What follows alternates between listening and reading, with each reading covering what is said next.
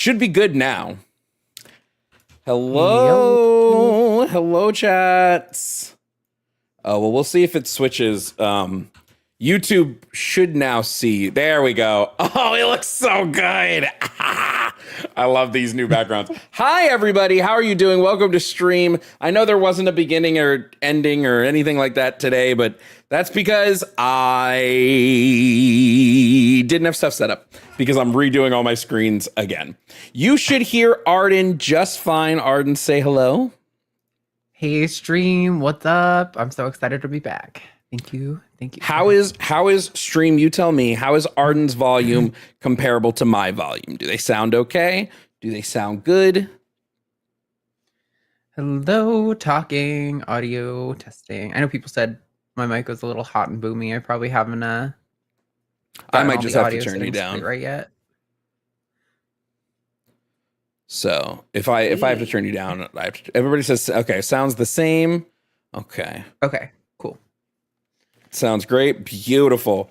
There are people simping for you in the chat as well, Arden. So just be aware. Good simps.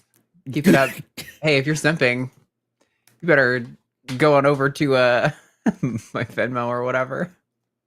No, I'm just fucking. Oh, I don't have your Venmo on screen. I'll get it for next time. It's all good. It's all good. I'm mostly just fucking the chat. Title says Jimmy Snow still. Oh shit, let me go change my Twitch title. That's just on Twitch. I'll just go change it real quick.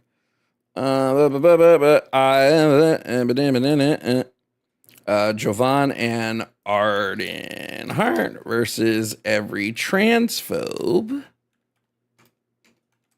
ever.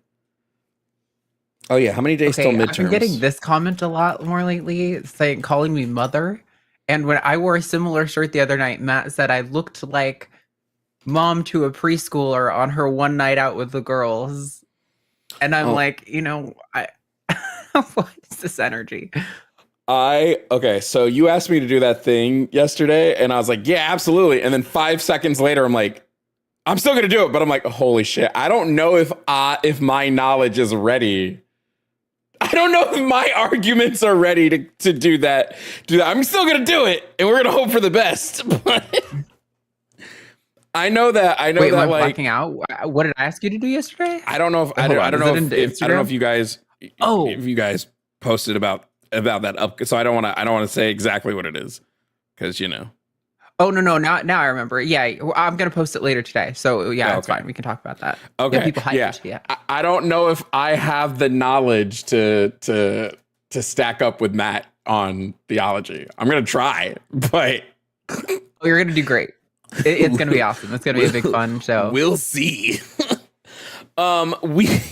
We are going to be debating today, guys. It's me and Arden. I hope you like the new screens. I love the new screens. I think they are so much cleaner.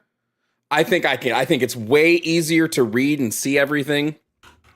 Just so we can get our housekeeping out of the way now before we get started. A reminder, Ovaltine, thank you for becoming a tier 4 member on YouTube. Shout out to tier 4 members. That's the God tier. The tier that doesn't actually exist, but does exist.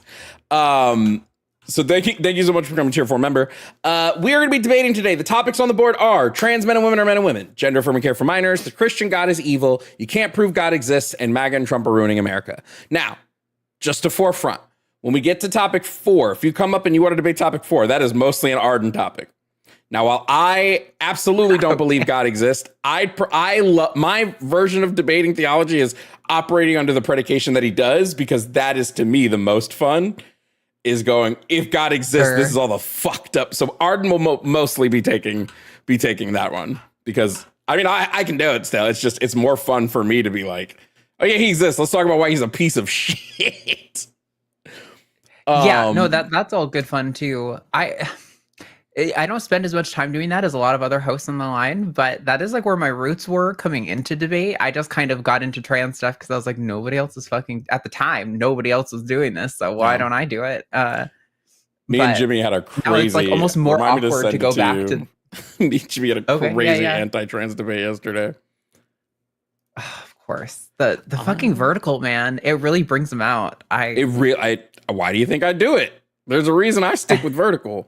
I'm just moving you on the vertical screen so that it's more centered with your name. There we go. Just be aware that on the vertical screen, you are basically like dead center. It's basically dead center of your camera. Feel free to move. I don't care if vertical doesn't, if you move, like that's the vertical. The horizontal gets our love. The vertical is the Cinderella stepchild that we, okay. It's just there to fish some good calls. Yeah, basically.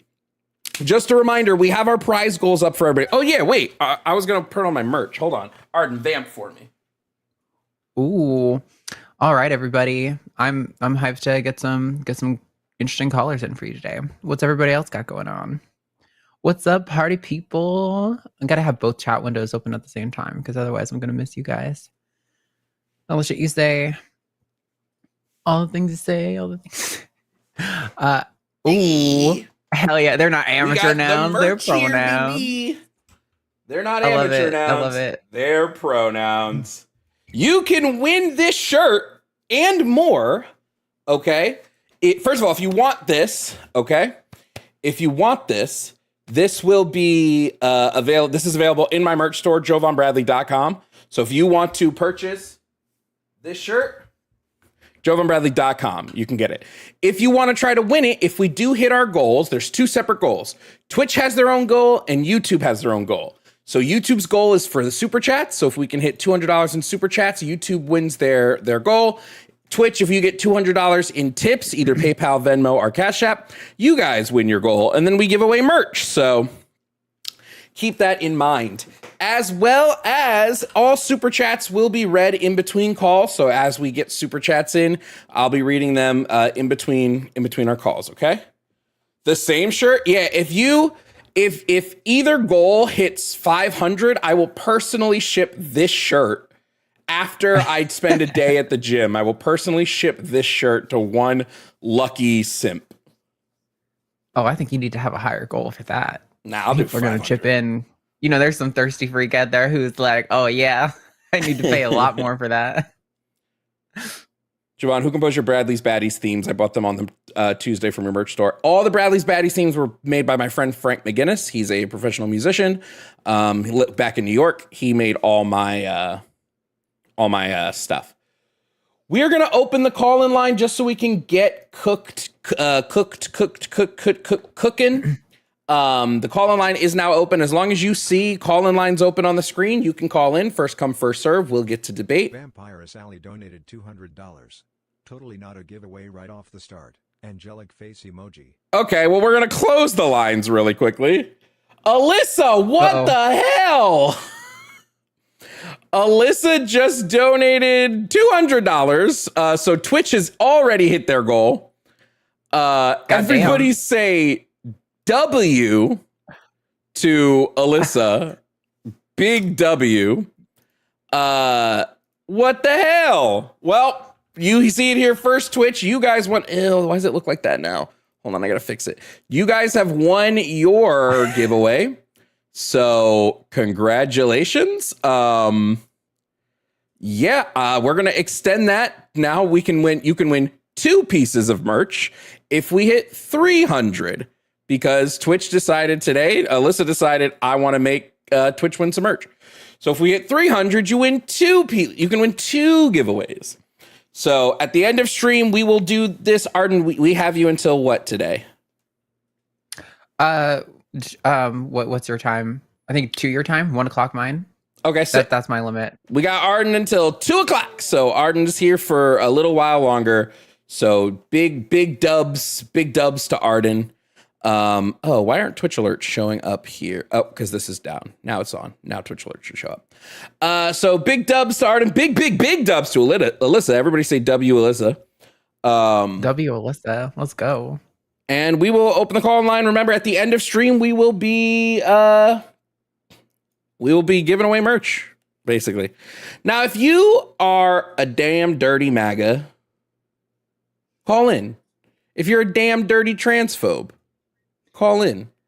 If you, like many other people, think you know more than we do, call in. I'm going to tell you right now, you probably don't. Most likely you don't, but you could. Oh, actually, I'm going to just real quick close the lines. I didn't get water. So wait, real quick. Arden Vamp, I need to get water. I was so focused on resetting up the stream that I did not get water. Don't totally understand. I have my little neurodivergent. I need to have 2 drinks going at all time. One for pure hydration, and this one is my energy drink so that I can actually have focus because, not going to get any. Doctor's not going to prescribe me any of the good ADHD drugs, so we gotta work with what we got. All right. Yes, W multi-drink. Let's go. Gotta have your hydration and your fuel, Gotta keep us going. Dang dirty MAGAs. I'm not gonna lie, when he said dang dirty transphobes, I was totally expecting a slur drop. Not because that's something Jovan does, but that's because that's where my mind goes. I was like, oh yeah, we're gonna talk some damn dirty T-slurs. Love you guys.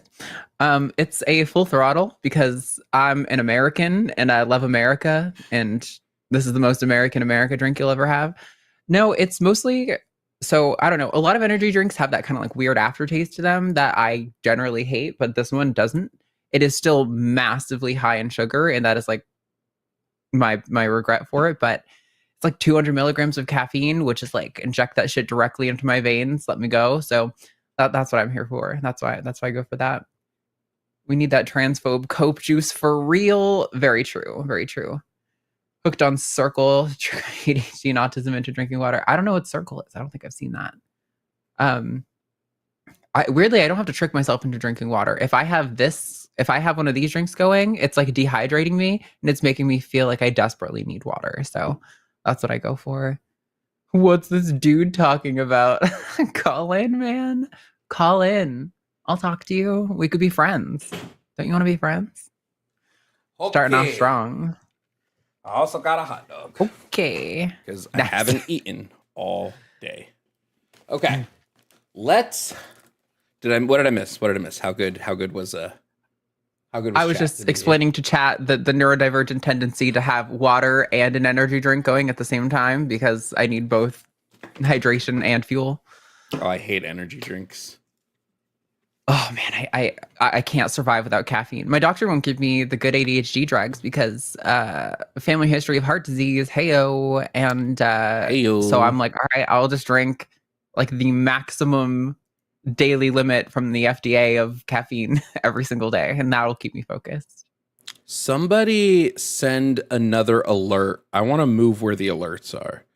Someone like gift a sub on Twitch or something so I can see where they're going.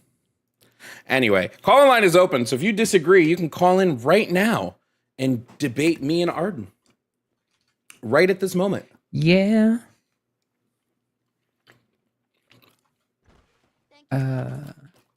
That's great. We already had someone in the chat who's like, what is this dude talking about while you walked away? Thank you guys for the gifted subs. There we go. That's where I want it. We're getting a call. Hello, are you here to debate?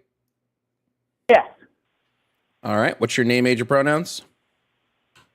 I'm a male. My name's Mike. Mike, you answered one of my 3 questions. Can you answer the other 2? What you said? All right. I guess I didn't hear you. Oh, sure. I'll ask you again. I need your name, age, and your pronouns.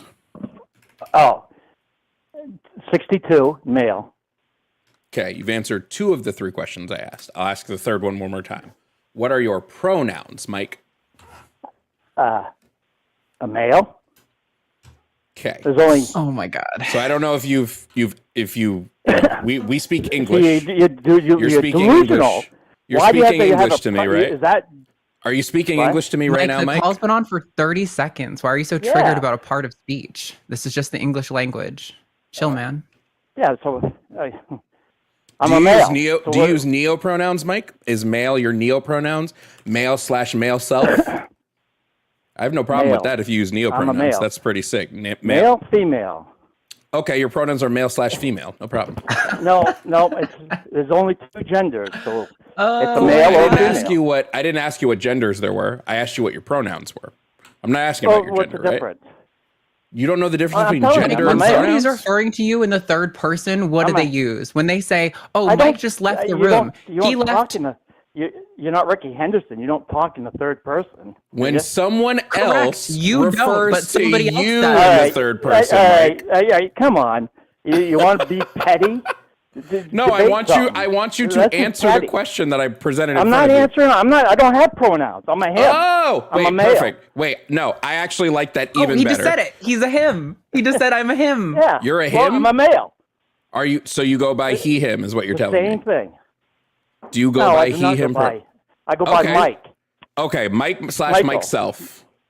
Christ Almighty. Okay. Mike, you don't know You're what so- pronouns are, do you, Mike? What's that? I said you don't know what a pronoun is, do you? I do know what a pronoun is, but Okay. you don't talk like that. Oh, you don't brilliant. talk to. Wait, no, that's fine. Do Mike, ya? what You- is a pronoun? Mike, What's your name? What Mike. is your name? Mike, what And is a your age. pronoun? And your What's a pronoun. Jovan 32 he him. What's a pronoun, Mike? A he him. Pronoun. What's a he him? What's it? You don't know what What's a he he, hims him? are? You don't know what a he him is? No. Then we can't No, have a you tell conversation about gender, Mike, if you don't know what he hims are. Oh, okay. That's pretty embarrassing, not gonna lie. Yeah, you probably want to go back to Gender. first grade English class. That would be a good place Or to do start you- with what parts of Really? speech are in the English language. Yeah, you So how don't do- know what he him is, Mike. How are we gonna have a conversation about anything? You don't know what he's are. Because you're delusional. That's why we can't have a conversation. You You- said you you really- don't you know just- what he him is, Mike. You said I know what that, a Mike. he is. I know what a he is, and I know what a Oh. him is. So you do know what he him is. So did you But lie? Well, you're putting in a context that's how you talk. You don't said the talk like phrase. that. I don't know what he him is. You said that phrase. You. No, I did not me. not. Not I said I Arden. know what. I said I told you. There's Not a male Jim and Bob female, McGee. that's it. Mike. So when I ask, so I'll ask you again, Mike. What is All a right. pronoun? Do you know what pronouns are? How many genders are there? How many colors are He there, doesn't Mike? know what pronouns are. Yeah, He's crashing okay. out because he All doesn't right. know what a first grade English class lesson is. It would be so much easier, Mike, if you just said, "I don't know what a pronoun is. Can you explain it to me?" And then I we'll don't know explain what it a to you. pronoun is. Then what him, is it? He, her, she, it. Those are examples, I mean, Mike. If I but asked that's you what so- is it, Mike, if I said what's a car and you said Ford, you wouldn't be telling me what a car is, right? You'd be giving me an Okay, example of a okay, car. okay. So what is a pronoun, Mike? All right. I know what a him It's crazy, dude. he, him is. I'm a him, he. Okay. Oh, Now get okay. on to- Damn. It took you 4 minutes and 22 seconds No. to answer a simple question. I That don't is understand why you got to crazy. What's this? Oh my is this a God. debate about that? I mean, what? I don't get it. Mike, if you can't answer me No. a simple question at the start of the conversation, how are we supposed to have a fruitful debate, period? Well, that's not debating. That's just semantics. Correct. Isn't it? It's asking you a question about what part of speech people generally use to refer to you in the third person. Because I don't know if you know this, They don't- but we're talking to a lot of transgender people here where you don't necessarily know what their pronouns are based on their voice. So we Okay. ask as a sign of That- courtedy so that we can respect that's the you and so that problem. the audience That's- can respect that's the you. prob- And if that's- you don't have the that's the problem ability with you to just people. answer the question, then you clearly don't That's have the the ability problem to with you actually people. engage in this conversation. You don't talk in And see, you're third- actually you so don't triggered talk that you people can't like even that, listen to do what you? I'm saying, and you just start screaming in the background while I'm talking. Like, you're so triggered. It's really Well, embarrassing. We haven't even gotten to have a conversation No, I'm because not you're so triggered. triggered over a pronoun, dude. You just. You are. It's really embarrassing. No, I'm not. No, I'm not triggered.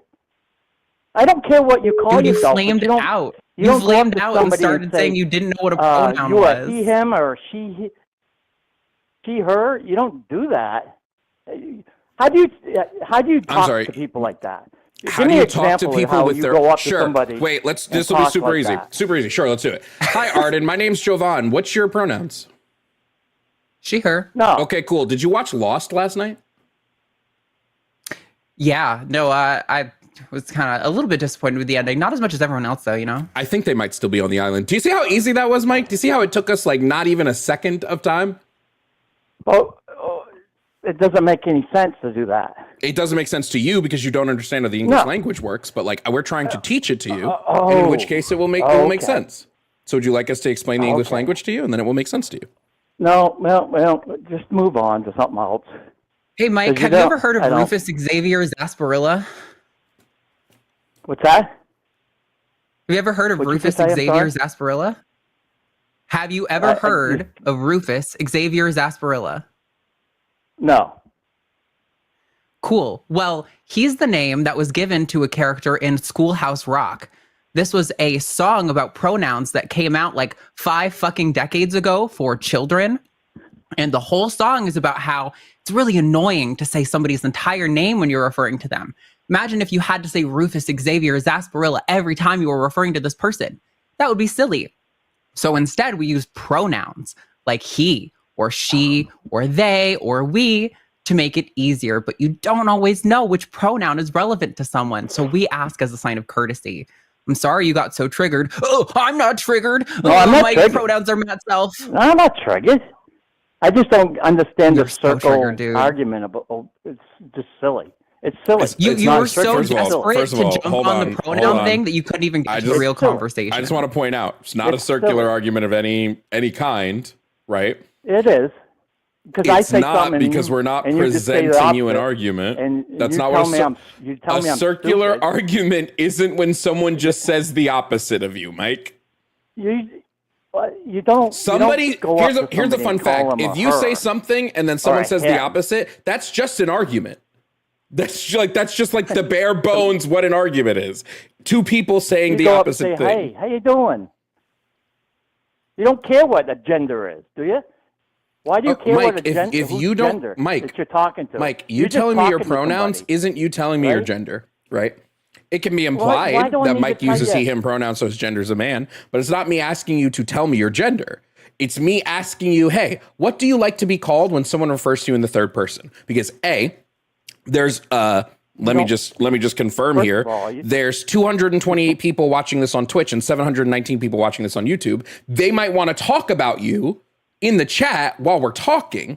And so they want to know whether they should refer to you as he or she or it or crybaby, whatever works the best for you.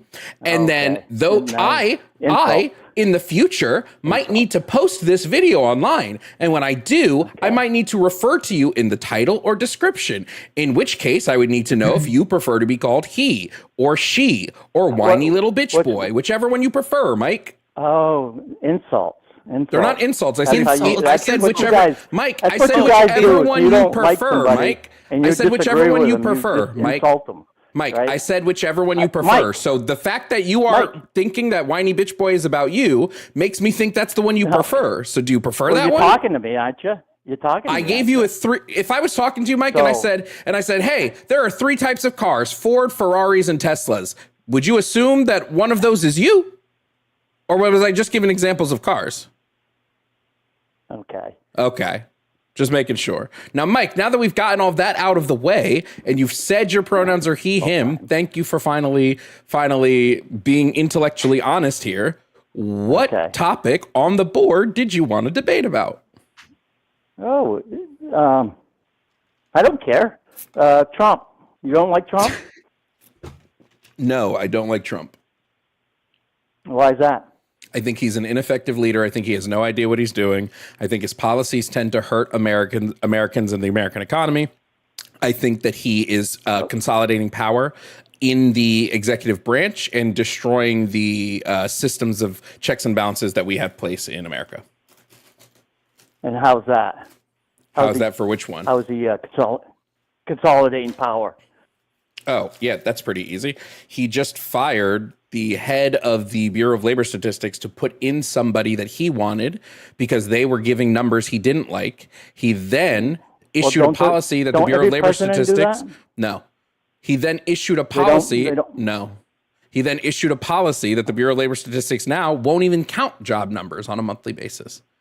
This would be a form of consolidating power to make himself look better. We can also look at the fact that he has been basically making it so that federal judiciary judges have less power, such as bringing to the Supreme Court the injunction case. And the Supreme Court has overturned that district courts can't pass injunctions, which means that if he wants to do something unconstitutional, courts can't say this is unconstitutional, you can't do it. Now they have to create class action lawsuits and go through the entire lawsuit process in order to achieve that goal. And the class actions don't count for every person that's happening to, just the people that are part of the class action lawsuit. It's a way to consolidate So power. you think one judge, one person, like in Massachusetts, like the judge, should have the power to override Congress and the President of the United States? If Congress and the President are trying to pass unconstitutional policies, absolutely. Yeah. The judiciary That's literally should the step entire in. point of the judiciary. That's the whole point of the judiciary branch. Not one judge, not a single circuit judge. So this is into Congress you. And the Senate. Let me just confirm, Mike. This is you. This is better now. This is better now. So let's say the president passes a policy that directly affects your constitutional rights, whatever they may be. The only way that you get this taken care of now is if you personally sue the president. You recognize this, right? No, I do not recognize that. Okay, that's how injunctions work. Injunctions make it so that individuals don't need to personally sue. When it comes to rights violations, we look at whether a policy or a legislation is violating that right on its face. And if it is, a judge can pass what's called an injunction and stop the state or federal legislature from pushing through that policy. Now, let's say the president says, I want to take Mike's gun rights away. And they say let's say you own, I don't know, an AR-15. And the president says, I want to remove no AR-15s ever. So the cops come and they take your AR-15. Now, if you want your rights back, a judge can't just say, hey, on its face, this policy is unconstitutional. We shouldn't be allowed to do it. You shouldn't be allowed to do it and take his guns. Now, you have to personally sue. You, Mike, would have to personally sue to get that back. Do you have the money to hire personal lawyers? Like that's not how it happens, though. Yes, it is. That is what the Supreme Court determined. That is what the Supreme Court determined when they passed the injunction decision a month ago. That's what they determined. Yes. So now you have Congress to and you have the Senate and you have the executive branch, and they all bounce out. You don't have a judge in Massachusetts, it's a liberal, deciding, well, I don't like this guy, and I'm going to do this. Yes, individual injunctions have been a thing since like the 30s. Yeah. So now we can't do them anymore. You believe that this practice that has been going on since the 30s, you think is bad. Why is it bad? Because it's politically motivated most of the time. Based on, can you give me an example of a politically motivated injunction? Well, like the Muslim ban. When Trump first president, when he was first in office back in 2016, he banned Muslims from coming from some certain countries, and they put an injunction on that. And you think a president should be able to ban every person from individual countries based on those countries' religious practices? No, it's not. It wasn't religious practices. Yeah, it was. You literally just called it a Muslim ban. Being Muslim is a religion. Well, they were Muslims. They're Muslims. They're radical That's a religion. Not all Muslims. The radical. I should have said radical. I'm sorry. Okay, but the ban didn't say we're going to ban radical Muslims. The ban just was blanket Muslim.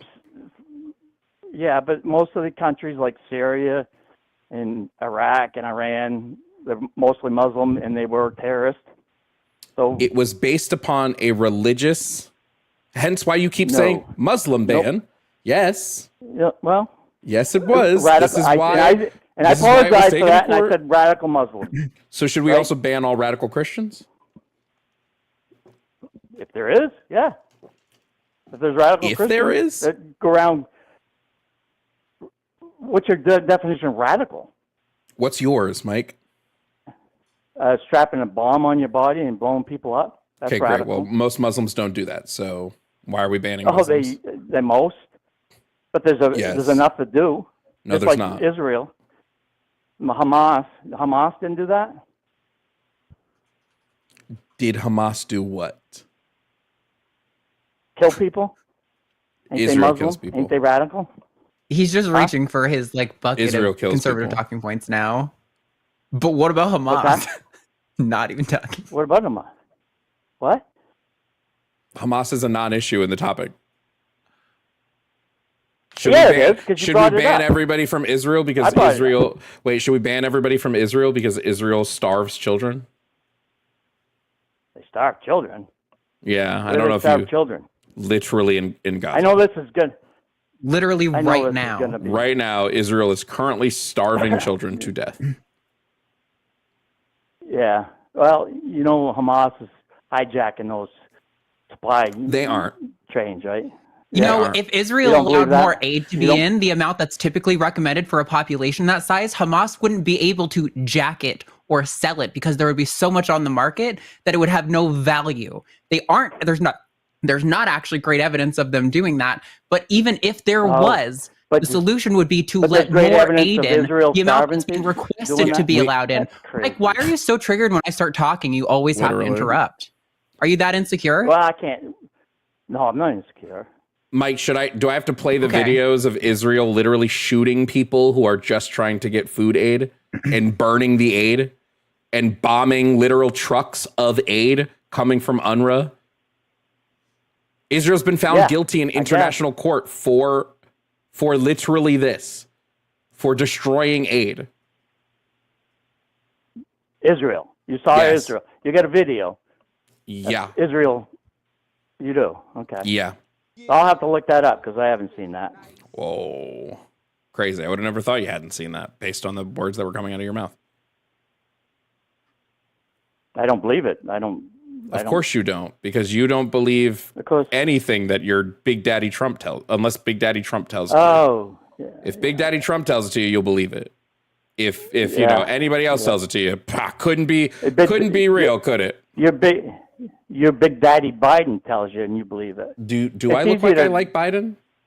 None. This is the Now you just funniest look thing that stupid. people like you reach for, Mike, because nobody on the left gives a fuck about any individual figure in the Democratic Party. Most people on the left don't like the Democrats. We just acknowledge that they are way better than the conservatives. Oh. Oh. Okay. How many Biden flags, Biden shirts, Biden hats, Biden shoes, Biden mugs, Biden NFTs do you see? Because I don't see any of that shit. But if you drive out in the country, in any state, any rural area, there's Trump flags everywhere. You guys would brand his name on your fucking forehead if he asked you to. No, we're not that. You know how I know? No, I but- know it's stupid that's too because far. Biden's not the president. So I don't Maybe give on your a fuck ass, what though. I don't give a shit what Biden says right now. He's not the president of the country. Biden can lick my taint for all I care. Yeah, it's just. Can you tell Trump to lick your taint? I don't talk like that, so I mean. Oh, to your dads, I know. You can't talk like that to daddy. What's that? Can't talk like I that think to for daddy. myself. Yeah. I think for myself and I form my don't. own opinion. Do you? No, you don't. Okay, Yeah, let's I Let's do. let's find that out. Let's find that out. Why do you support Trump, Mike? Because he loves America. He loves the United States. And he's doing everything he can for us. Can you be specific? Like the tariffs. The tariffs. He's trying to create jobs. who He's trying to pays- create jobs who- for those tariffs. Who pays tariffs, Mike? Listen, a tariff is not. That's not the argument with tariffs. Who pays it and who doesn't pay it. What the tariff is trying to do. Why is that not an argument? Because I'm a small business owner, Mike, and many of my fellow small business owners have been specifically so deeply Well, you let me hampered finish by and I'll the tell you. tariffs specifically. It's not. I'm I'm I gonna don't know tell if you. I feel like that. They've been specifically hampered by the tariffs because the amount of tariff tax that they would have to Yeah. pay on an amount of like $10,000 imports of moss, for example, is like $20,000. It's ridiculous right now because of the ways that the tariffs have to move through the system. It's like Can I explain it to you? there's many small businesses that I know personally that are Can I dying right explain now. it to you? I'm excited to hear the Can I explanation. explain Go that? ahead, Mike. I'm excited to hear the explanation. The tariff that's not the point of the tariff. The point of the tariff is if you're importing more than you're exporting, then there's no jobs here in the United States. And that's what the tariffs is trying to do, is get more people to open more businesses in the United States and create product, not ship it in from China with child labor and forced labor in China. Hey, Mike. The U.S. is currently in a labor shortage. Not a job shortage, a labor shortage. U.S. is in, we're in a labor shortage. You know why we're in a labor shortage? You tell me. Too many people are on welfare and don't want to work. Hold on. Let's just confirm. Of course. We need the jobs brought back because we don't have enough jobs, but we're in a labor shortage. So you just want to fill a bunch of factories that no one will be working in. Work. So you want us to build a bunch of factories that no one will work in because we're in a labor shortage. Because there's more people on welfare and Social Security and all that stuff, and they don't want to work. What percentage of Americans are on welfare? What percentage of working Americans are on welfare?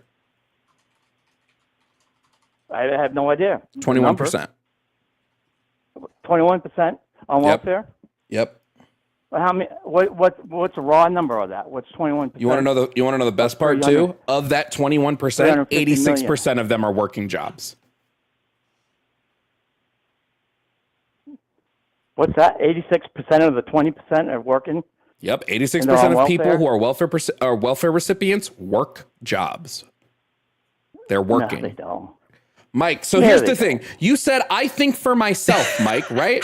So I'm giving you data directly from welfare offices. From what? Right? Directly from the welfare offices, right? You're giving me data from where? Where do you get your data from, Mike? I work. I see. You work and you see. Oh my fucking God. You work and you see. Unserious person. Person. Nothing real to contribute to a real conversation. You can't believe your numbers because you screw them. I can't believe the numbers of what? They're not our numbers. What? Where do you get your numbers? Crazy. You're deranged. We get our numbers from the CBPP. Do you know what the CBPP is? Nope, I do not. It's the Center on Budget and Policy Priorities.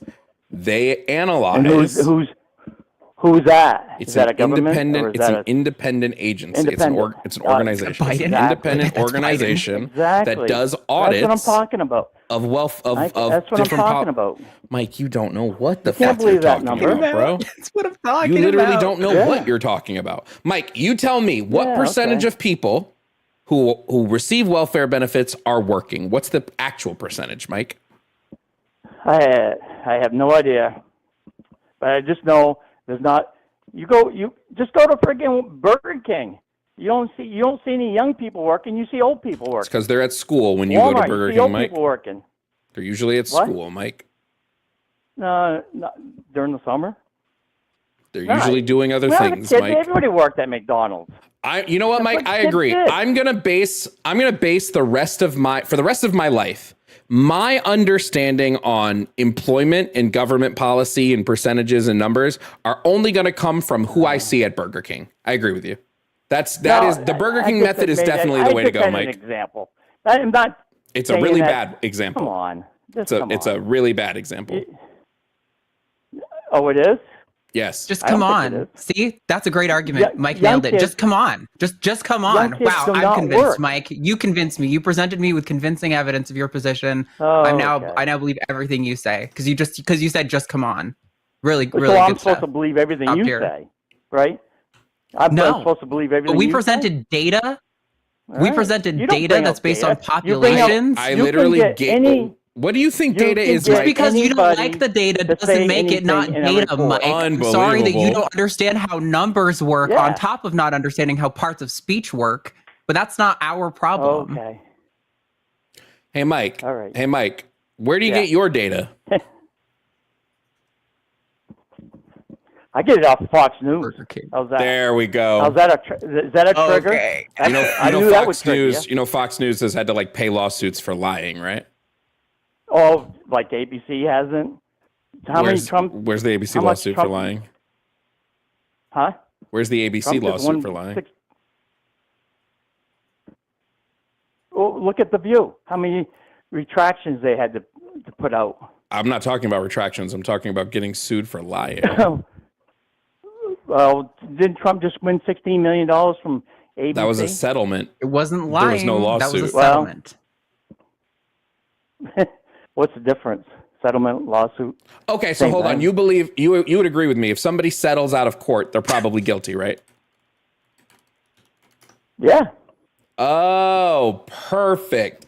I love that you agree Mm-hmm. with that one, Mike. So when Donald Trump settled out of court for sexual relations, or like inappropriate sexual relations with all the women that he has settled out of court with, he probably did it, right? All the women? Yeah, he's had women? multiple assault lawsuits that he has settled out of court. So you would agree Oh, really? he probably assaulted those people, right? I've never heard that one. You haven't heard that one? But would you agree? Answer that question. Yeah. Okay, so you agree with us Trump's a cool. rapist. Just like P. Diddy and Jeffrey Epstein. Okay, but you agree Trump is a rapist. A racist? No. No, a He's rapist. not a racist. Rapist. Oh, rapist. No. But he settled out of court. You just agreed to it. I said, Mike. He settled out of court, Why? did he not? yeah. So then you would agree that he's a rapist for settling out of court for assault. Oh, my goodness. You guys like twisting. Mike, hold on. Answer. I'm going to ask the question again because maybe you are just You don't know functionally if- too. you don't- maybe you don't you're know just if it- functionally what too stupid to what understand what I'm happened. saying. Mike, let me Was ask you it- again. was it rape If or was it somebody just sexual- settles out of court, harassment? would you Was it sexual agree? harassment? If Mike? somebody settles out of court, Was it rape, if somebody or did they goes have- if somebody goes to get sued and they settle out of court, would you agree that that person is guilty?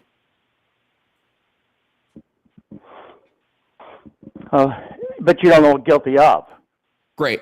Jill Harth. Oh my God. Jill Right, Harth tried to so- sue Trump for attempted rape, and Trump settled out of court with her Who in did? 1997. Jill Harth Who did? sued Donald Trump for attempted rape. Trump settled out of court. So is Trump guilty of attempting to rape Jill Harth? You don't know that. I don't know that. Yeah, you're a fucking clown, Mike. The minute Okay. you're all so again. No, I Trump- just said. wait. So let's just confirm. Let's just he's confirm. Guilty. Maybe he's guilty of, but he might be guilty of something. But you can't define it just as confirm. rape or Let's just confirm it could here. be a Let's just sexual confirm here. assault. I Let's mean, ju- harassment or something. You can't just define. She was Specific- accusing him of It could just be attempted rape. harassment instead. You That's so much okay, better. Good it's- argument. Yeah, you think it's better that Oh, my that he goodness. sexually harassed somebody? That's okay. But that's what the point is. You don't know. She Right? You attempted. don't So know. then I don't know that CBS was guilty of lying because it was just a settlement out of Yes. court. Okay. They didn't lie. No, it was just a settlement out of court. You have no proof of anything. Why would they settle out of court? Why would he settle out of court? There ain't no fucking way, that's bro. so fucking insane. You're full. You are actually full of it. There's no way. There's no way that's real. This is not a real person. I refuse to believe. Mike, do you know what shape That is Italy is? Cult wall mindset. Do you know what That's shape crazy. the country of Italy is shaped in? Yeah. Yeah. Fuck out of here. That's crazy, dude. Wow. The fact that he went back to that point after we walked him through logically dodging it, it's genuine. Okay, so sometimes when we do religious calls in the line, right? I always talk about there's like this invisible force field where sometimes people who are honestly answering questions will honestly answer questions up to a point where all of a sudden acknowledging the logical ends of answering this next question will result in them having to like deconstruct their belief, and like a force field, they will suddenly start dishonestly answering this question. Like they just cannot pass this barrier. And that was exactly what we just witnessed with Mike. Like really sad, honestly. Yep. What's crazy is I wouldn't even hinge my argument on that shit, but he's the one who took it there. Oh, I lost your audio when you did that. You might need No, to turn on I was auto muted. mixing on. No, Okay. I muted myself. Mike might be the doomest person I've ever talked to.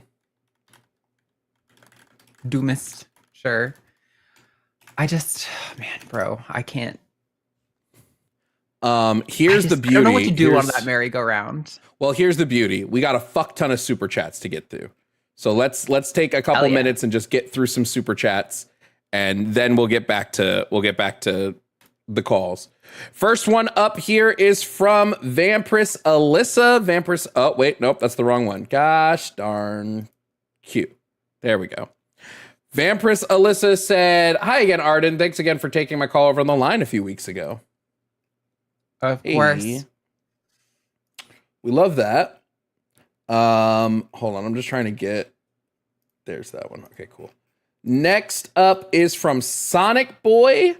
Sonic Boy said, I'm in the process of seeing if I can get ADHD meds, Arden, because my brain feels like it bounces around like Sonic the Hedgehog, but I do the same thing as you with the caffeine and other drink. Love you guys. Love you too, Sonic Boy. Ray Sean Floyd said, what advice do you have for someone who wants to debate online and doesn't know when to start? When? Just start. Go hop on Omegle. Does Omegle still exist? Omegle might not still exist. Just go hop in a debate stream somewhere and just start arguing with people. It's the best way to do it, in my opinion. Don't even wait. Just go do it. If you have a VR headset, I know Jimmy does some VR ones, and those are sometimes almost better because nobody knows who you are. You're not live streaming, so it's kind of a good place to like cut your teeth and make mistakes. But I realize not everyone has a fucking VR set. So I want to debate in VR chat. That sounds fucking goated. Vampiress Alyssa also said the crash out in under 30 seconds is kind of funny. Not gonna lie. Can we use he for Mike? He. That's funny. This one is from Vincent. Vincent, the Christian God is evil? First, before you answer, absent God, how would you define what good and evil means? Evil would be anything that is immoral. Sure, we can. Yeah, I think it has to do with. Right. I mean, acknowledging that your foundation for morality is subjective, like whatever you're basing your morality on, it would just be what does and doesn't comport with your objective for morality. So, like for me, it's the well-being of all people. And then from Vampiress Alyssa again, I don't support a rapist, only a sexual assaulter. Quote Mike. He did say that too. I know. It's so crazy to be like, well, maybe it was just sexual assault. Like, oh, okay. So you think it's okay when women are sexually assaulted. That's cool. Cool, man. Cool. And then cool. JM didn't send a message, but thank you for the $5 super chat. That is gonna put for our goals here. That's gonna put YouTube sitting at a clean 48-22 towards their goal. And we did get a couple of Cash Apps and Venmos during that one, so let me go through those really quickly. So big W to Taylor. Said thank you for everything. Thank you, Taylor, for the Venmo. Taylor, thank you so much. Hey, W to Taylor. And then we got a Cash App. I just turned on. There we go. We got a Cash App as well. This one is from Alan Cumbies. I always say it wrong. Just said, fuck you, YouTube. Disrespectfully, let's go Twitch. Twitch is kicking YouTube's ass. Twitch is $45 away from 2 giveaways today, which is dope. Nice. W to Twitch. Any other super chats or anything like that will be read after the next call. So get those super chats in if you want to get them. I am queuing up all super chats. Yeah,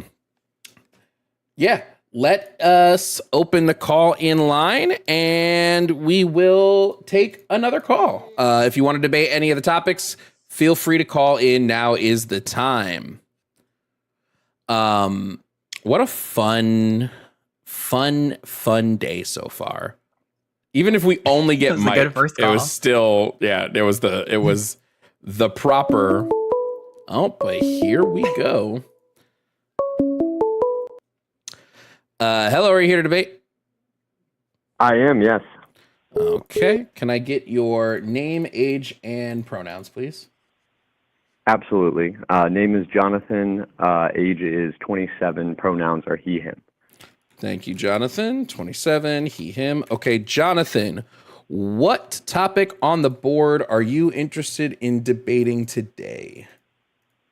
Yeah, so is God evil? Okay, beautiful. Beautiful. Love that topic. Love that topic. I should put the topics. I should add under pronouns, should say topic. That would honestly, I think, really hit. Yeah, look at that. That hits. Okay, beautiful. We're going to do that now. One topic per guest from now on. Okay, Jonathan, I believe God is evil if he exists. I think Arden also believes God's evil if he exists. I'm assuming you don't believe that God is evil if he exists. Well, so it's kind of more of a broader statement. To say that God is evil is to say that all gods are evil, which is to then say that there is a God at all. No, I would disagree. I would, if that's the route we're taking is the route you're taking. Well, God wouldn't be evil because God doesn't exist. Is that the route you're taking? I also just want to point out on the board specifically says the Christian God is evil. What do you define God as? A being that would have created the universe. Okay, so a divine creator then. Yeah. But yeah, like Arden said on the board, I'm specifically saying that the Christian God, the God of the Christian Bible, is evil. Any other God, who knows? I would need to study those other gods. If you have a deistic God who started everything and then fucked off, it's really hard to assign any sort of value to that because it's indistinguishable from it not existing. So, yeah, I think sticking with those like specific claims is probably a little bit more what we mean by that. Okay, so yeah, the Christian God. So I'm going to play devil's advocate then, because I just find it fun. To me, I don't think that the Christian God is necessarily evil, because if we are made in his own image, then by nature we would be evil ourselves. Well, we are evil per the Christian Bible. Humans are all evil. We're all born with sin, and we're born in sin, so we inherently are evil. Mm-hmm. Right. Which is why we would need the God to be, in some way, a savior, whatever that's defined as. Whether you go to heaven, I wouldn't say it's necessarily that we would need the God to be a savior. It would just be that God has set up a system in which he forced us all to be evil. He could have easily made us not evil, but he made us evil. Right, which I would say would be for any creator, whether it's God or whatever the Well, no. Why specifically are human beings considered to be like born in sin and considered to be evil per the Bible? Because of the fall of man. And why did the fall? Yeah, and why did the fall of man happen? Adam and Eve. I guess the decision to turn against God's will and his ways. Mm-hmm. And why did they make that decision? Selfishness. Nope. There was an influencing factor here.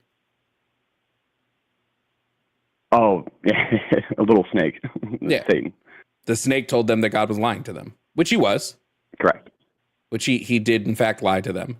And the snake said, God is lying to you about this. This will not happen if you eat from you eat from the fruit of the tree of good and evil. And then they did. When God said you'll die, they didn't. So the snake was right. He was lying. And then God punished them. Right. But if God didn't want them to eat the fruit and he was going to punish them if they ate the fruit, why did he let the snake into the garden in the first place? He knew the snake was going to tempt them, and he knew that if the snake was there, they were going to eat it. He knew for sure. Well, I guess the argument then would be free will. But is it free will if he knows 100% what their answer is going to be? How's that free will? What if it's a string of possibilities and it's up to the individual to pick, and he knows the outcome of every single possibility, but he doesn't know which one they're going to pick? Well, then he wouldn't be all knowing. He would just be all seeing. So if you're saying God is not all knowing, I might see that there are some instances where he's not evil, right? Because he didn't know what was going to happen. He just can see everything, but he doesn't know. So are you saying that he's not all knowing? Another argument that I would make is God an amoral being or an immoral being? I would, To me, I would say God is an amoral being. I would operate God under the same morality he operates us under. If he's saying that doing X is bad and he does X, then that's bad. Okay. Yeah.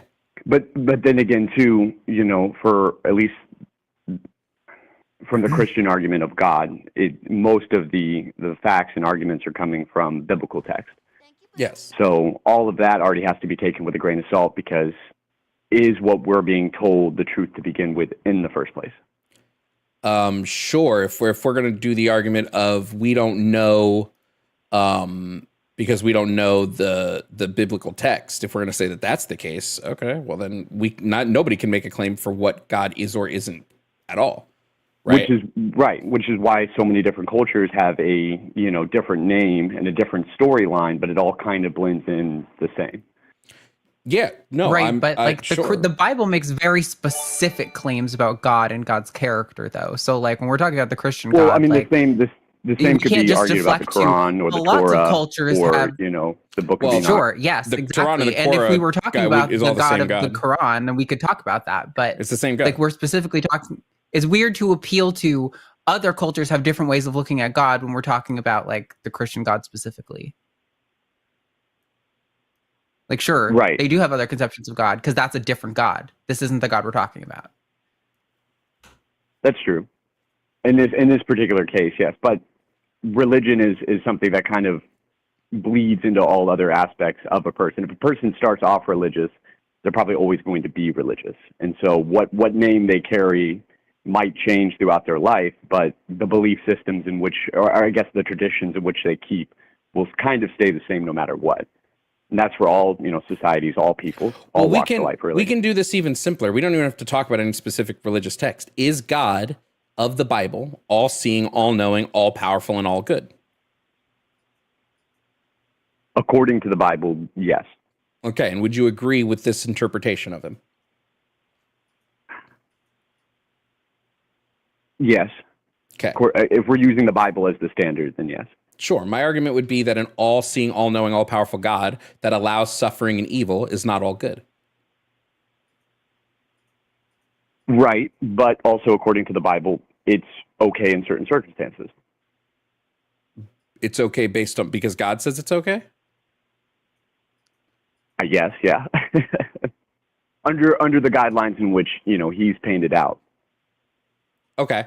Do you think if God dictates something, that it is always moral? And it is always the right, and you should always do this thing that God is dictating? Well, because then what is morality? Well, morality would be just a system that an individual has of what is right or wrong. And typically morality is going to be subjective to the person. Christians, their morality would be subjective to God because they believe God's morality, but it's still a subjective morality. It's still mind dependent. It would be dependent on God's mind. Correct. But like, let's just take the 10 Commandments, for example. From a moral perspective, are those a bad set of rules to live by?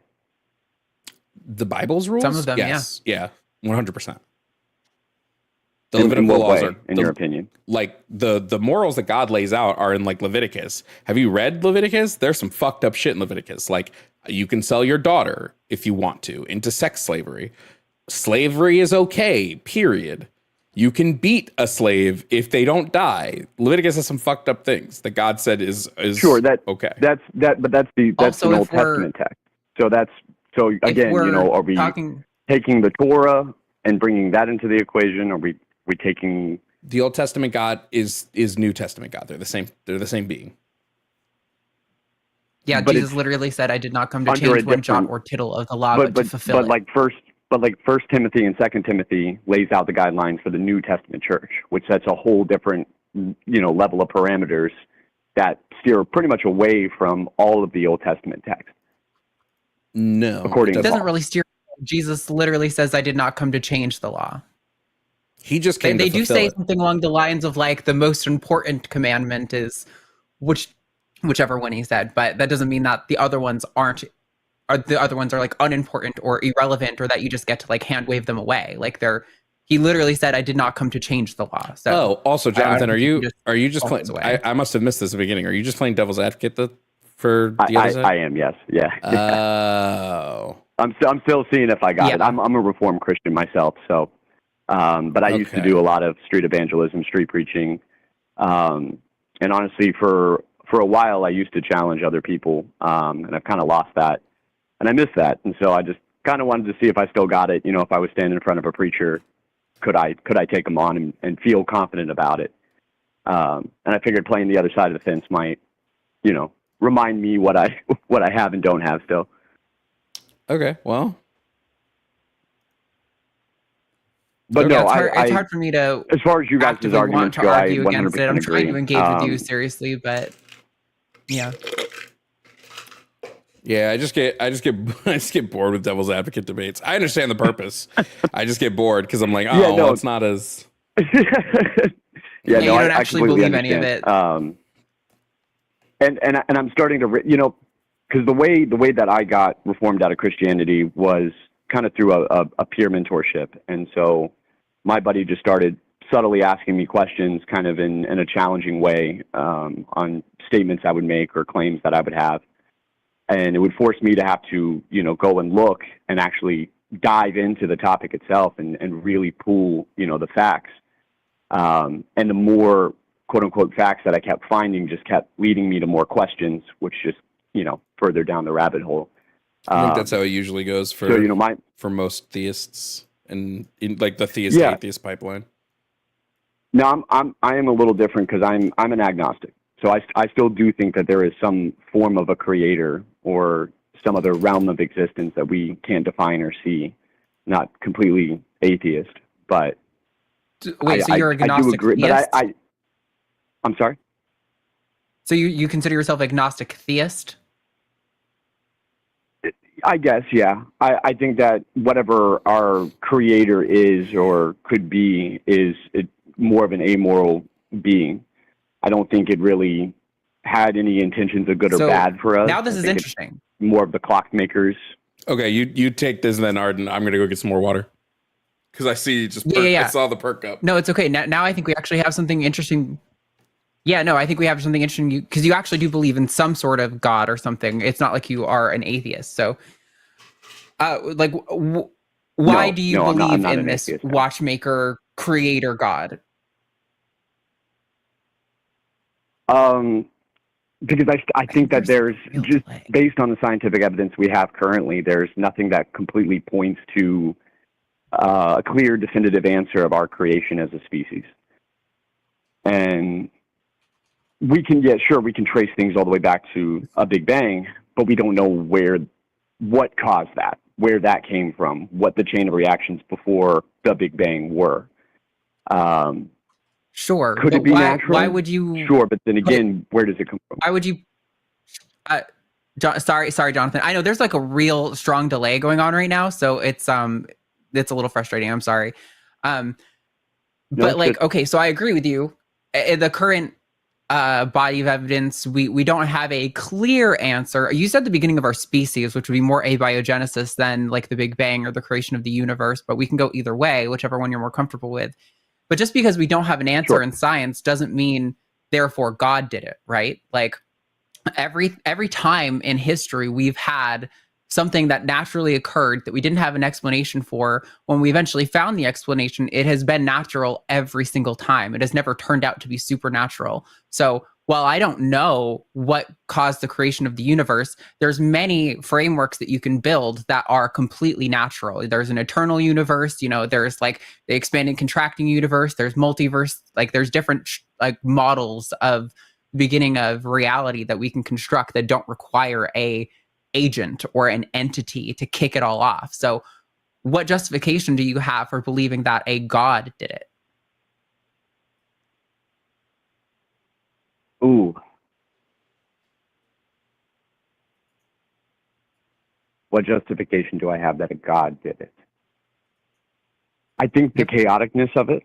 I think the pure insanity of everything. And the more that we discover more about our existence, the more we realize how crazy it is. And just the fact that we as a species have evolved to what we are today is just really a coincidence more than anything. I don't want to use the word miracle, but, you know, it's still a very low odd probability that we would become what we are with all of the circumstances at play.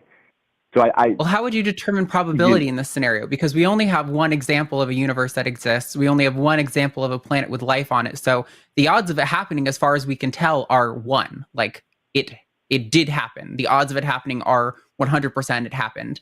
And like, it's not really a mystery why our species is the way it is. We can look back at evolution. We can look back at our genome. We can look back at our ancestors. We can understand like why humans lost their tails, why we stand more upright, like why gripping behaviors were good for us. Like in our early evolution, like we're able to run better on planes. Like these are all explanations for why our species is the way it is. And that's just evolution. That was just the, you know, environmental pressures that pushed our species to be the way it is. But I'm not really sure I understand what you mean by the chaoticness of it or the insanity of everything, because like, as far as I can tell, like the universe seems to be governed by like principles of physics. And I don't necessarily understand it. So I'm very hesitant to get into that. But just because I don't understand it or because it seems crazy to me, doesn't seem like it would justify then saying that therefore a god probably did it. Like that is not, I don't think that makes sense. It would make so much more sense. And you may be right, a god may have done it, but I think it's way more justified, like epistemologically, to say, I don't know what caused it. It is the way it is. Well, we don't have evidence of a cause. So why not just say, I don't know? What's the problem with that? There's not. End of the day, there's not. But I think it goes the same way for my argument. You know, it's you know, could there be? You can't say yes. I can't say yes. You know, there's at this moment in time, there's no proving it. But I do think that I don't think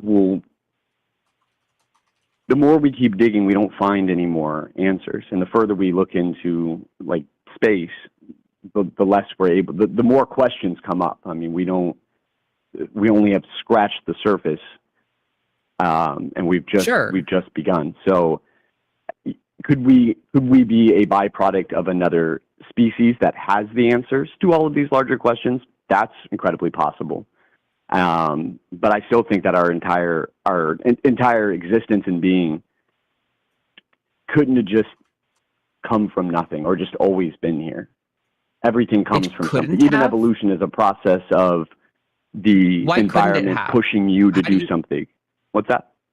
How could you justify saying it couldn't have been a natural cause? Like, there's actually a great primer on NASA about abiogenesis, which there's like 5 or 6 competing theories right now, but all of them have some degree of evidentiary basis. Like, we've seen RNA construct itself in like lab settings, and so it's not really, I forget what study that was exactly, so correct me, chat, if I'm misrepresenting that in any way.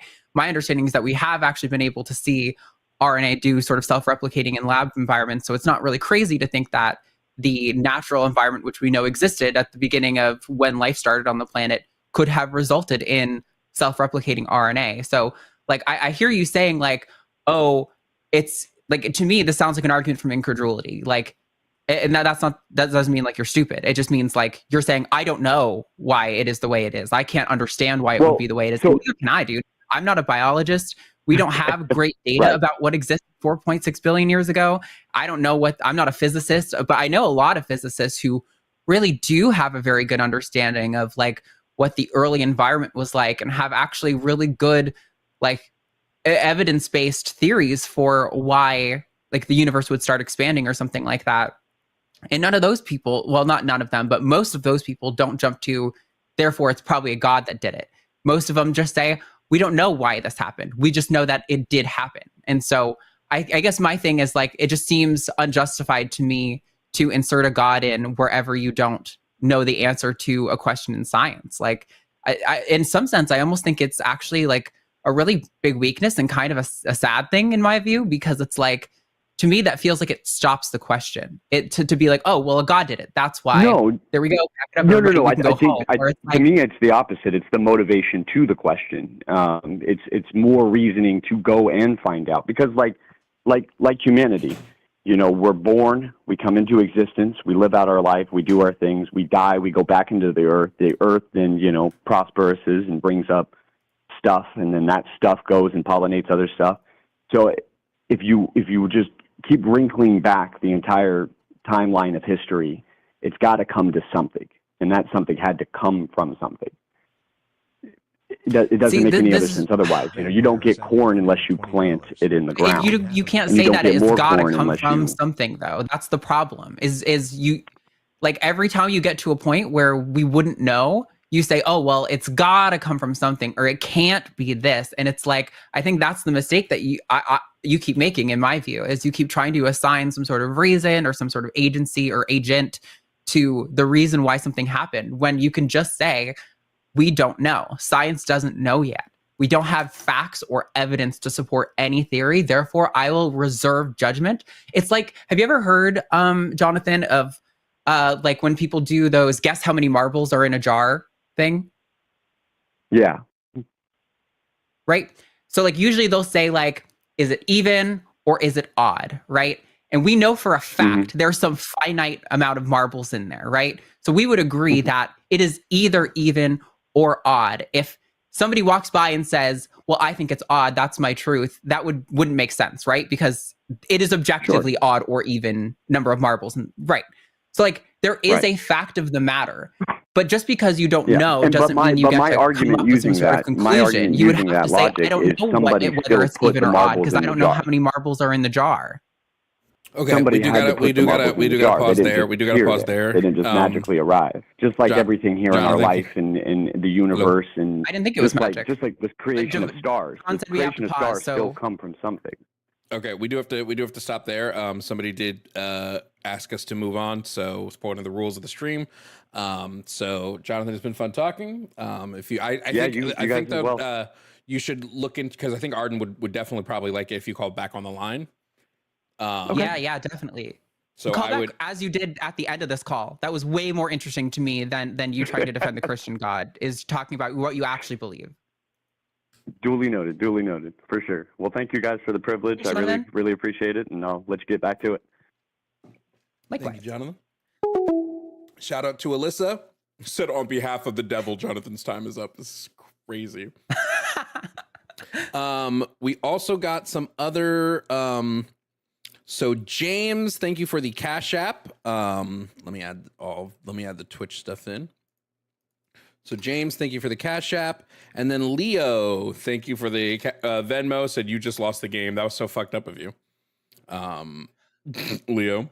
We also got some super chats that we do need to read. So we need to go through some super chats. Hell yeah. So let me just see if I can pull all of those up really quickly. And then we'll go through the super chats just real fast. There's a bunch of them. So let's go through the super chats real quick. First one is from Mizenstrel. Oh, don't do that. Don't do that.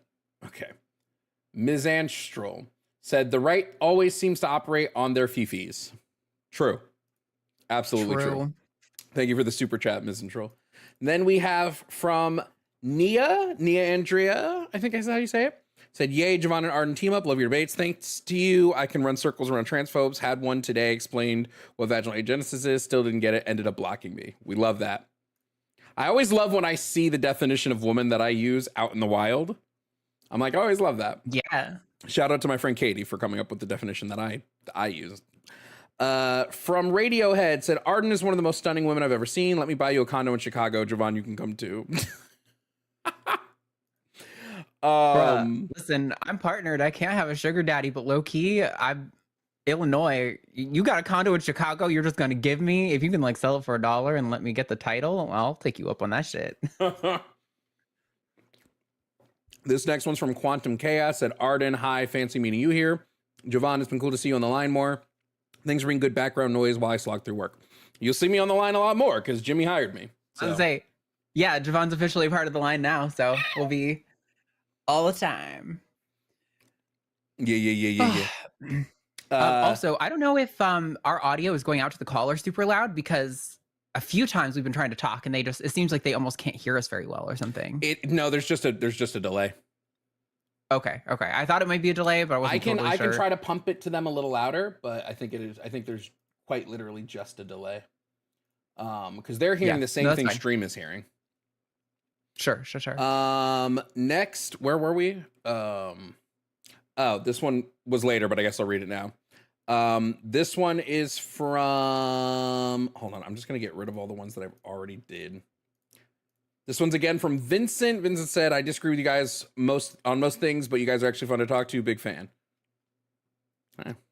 Interesting. W, I guess. Love that. From Vampiress Alyssa again said, the devil is a big boy. He can speak for himself. He doesn't need any advocates. I tend to agree. I usually don't. Jimmy got real mad at somebody for trying to devil's advocate yesterday. And then they got into a whole argument about why you shouldn't devil's advocate. You know, it's like a hard rule on the line, mostly because we want spaces specifically for theists. And so when someone calls in pretending, I'm like, that's not, you were literally taking a spot that is not for you. Yeah. This is from Sedalis. Sedalia said, is Twitch anti-worker? Because I can only watch on YouTube as a mail carrier. Didn't know Twitch were bootlickers like that damn hash series. Most things are probably anti-worker, TBH. Fair. From Vincent again. Owned by Amazon? Yes. Or is it just like partnered? Yeah. From Vincent again said, Christian morality hasn't changed. It's not subjective. We have objective definitions of good and evil.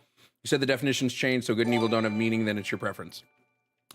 Vincent, call in, because I promise you please. Christian morality has changed, and I would love to talk to you about it if you want to call in. Honest to God. You tell me the first 3 digits of your phone number, I will only accept your call. Also, if the objective definition is God's subjective feels, I'm going to laugh so hard. Ray Sean said, my girl works on RNA. W pull, Arden. Hey, yo. Listen, I've been around a lot of really smart scientists over the last few years because of the line. And so I've gotten to hear about the cool things that's going on in science that are way over my head. But yeah, I've heard about like RNA lab experiments, and somebody mentioned like it was like also in like geysers or something, abiotic environments that we've seen RNA self-replication. So yeah, cool. This next one's from BAMG. This is our final super chat before we take the next call. Will there be any snakes that make an appearance? It's up to Arden. All right, we can do a snake. I'll grab. Whoa! Set a goal. Set a goal. Oh, okay. Set a goal for the snakes. You set the goal, because I don't know what your YouTube is at. How to gauge YouTube your audience. is currently at 107, but I'm going to start rounding up. So YouTube's at 108 out of 200 for the super chats. If we can get to $200 for the super chats for YouTube, Arden will show Snake. We'll have Snake hour before the end of stream. I'll grab my Doom Rolls boa this time. I've shown you guys Citrine a few times. Sapphic wants you to plug yourself, so do a plug real quick. Oh, yeah. You can, well, mostly I'm on the line, so youtube.com/Q&A line, but also I have my own channel, and that is The Arden Heart. It is the face that's used on the thumbnail for the YouTube stream here, is my profile picture. Yes, you can go check. Honestly, I haven't posted a lot. I keep meaning to post content. I don't know how you feel. The reason I like doing live content is because I can't self-edit myself, but if you give me a chance to edit and like try to record a video where I have to chop it up, I will endlessly tweak it until I hate the whole thing and then throw it out. I need somebody who can like edit and post it on my behalf, so I don't have the opportunity to do that, is basically the situation I'm in. But I don't really have the time or money to hire somebody right now. So especially not when I'm an editor for my job. I'm like, it'd be weird to hire an editor. I just don't like editing. So it's so much easier that I don't edit my stuff, and it's just like the video starts here and ends here. It's so good. Yeah. Well, that's the nice thing at the live content is I don't have to edit myself. I'm just like, I don't even watch the clips with me, and I'm like, nope, I know this is where it starts and ends. I don't want to see any of it, because then I'm gonna like not let it go to live, because I'm gonna be mad at myself for something I did or said. Yeah. Well, we're gonna open up the call-in line now. First come, first serve. Please don't be a devil's advocate. I don't mind a devil's advocate, but I would prefer a non-devil's advocate. For sure. I want somebody who really believes. Where the transphobes at? Did we do it? Did we debate every transphobe ever? I think I just got another Venmo from somebody. Hey. Juno, thank you. Hello, are you here to debate? Really believe. Yes. Yes, Okay. I am. All right. I Well- need your name, age, and pronouns, please. So, remember me, Zama? Oh, yes, I do. 32 Zama was calling. him? Yep. Zama, what was I'm your, how witless. old were you again? I rolled 33, he, him. Okay. Okay, Zama's calling, is going to talk to you, Arden. Zama called in 2 days ago, and I told him actually the conversation he wanted to have would actually be, I thought, more fruitful if you were on. Okay. I'm ready. Now, I'm ready to poise, but I also, listen, I understand the notion of devil's advocacy, but maybe this is fruitful, period. So I'll at least present it because I've heard these debates with Jovan from time to time, and some days it'll come to trans women issue, trans men issue, like debate after debate. And one thing that I've seen people poise as a reason to be exclusionary when it comes to trans women in the category of women, they will say, well, trans women, and they'll start to do some oppression Olympics. And trans women don't go through the same type of, cisgendered, good old-fashioned sexist oppression like your socialized cisgender women. And therefore, you can't be in the same group. And I have my own perspective on that as a person who studied human rights, as a person who has his own social ontology. But as Jovan pointed out, we're both cis male. I believe, if I'm making that assumption correct, we're not in the praxis of it. And so, before I even continue to voice on, we both said, "Hey, if I roll that D20 on Thursday," and I did. It would be more fruitful to have you as part of the discourse. Sure. Yeah, well, thanks for calling, Zama. Yeah, I think there's like a few dimensions to this kind of argument that I think are problematic. And I think one is that it assumes that trans women or people assigned male at birth go through like a typical male socialization. And contrary to a lot of the queer community, I would say there's certain elements of socialization when you're growing up being perceived as a boy that are kind of closer to male socialization than female socialization, but also like things that are normally like normal parts of male socialization can actually be really damaging and traumatic for trans girls. Like, for example, I've often cited the example of my dad one time brought me to hang out with one of his friends and his friend's sons. I grew up in a very northern town.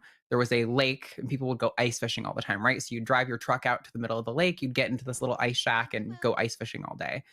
And we would hang out with his friend and his son, and they would do like Donald Trump-esque locker room talking about women in the most disgusting and despicable ways. Well, you can imagine that as somebody who was a little girl who's being perceived as a boy, when I finally figured out who I was, that kind of shit is really traumatizing and damaging to the developing brain of someone trying to internalize their understanding of what it means to be a girl, the value of a girl to men and stuff like that, to have been a part of those inner discussions, right? So I think there's that element where it's like, sure, I didn't experience like menstruating as like a little girl, right? And what that could be like. That is definitely true. That is an experience that I missed out on. I will say though, that I also think when it comes to being an adult, like I do experience sexist oppression when I'm out in public. Like I've often talked about how, for example, we work with a lot of animals, right? So we will go to like animal supply stores where we're getting like lots of bedding and stuff like that. There's like these big 40-pound bags. And like several times a man has come like running out of the store to like stop me from loading my own vehicle and was like, "I've got it, ma'am." Like I was incapable of lifting a bag or things like that, people who are like opening the door, or like when it's kind of like inconvenient, it's not even like it's a polite thing. It's like they're going out of their way to try to be chivalrous, and it just makes the whole thing more awkward. Or there's people who have told my partner like weird sexual things about me, assuming that I was like a cisgender woman.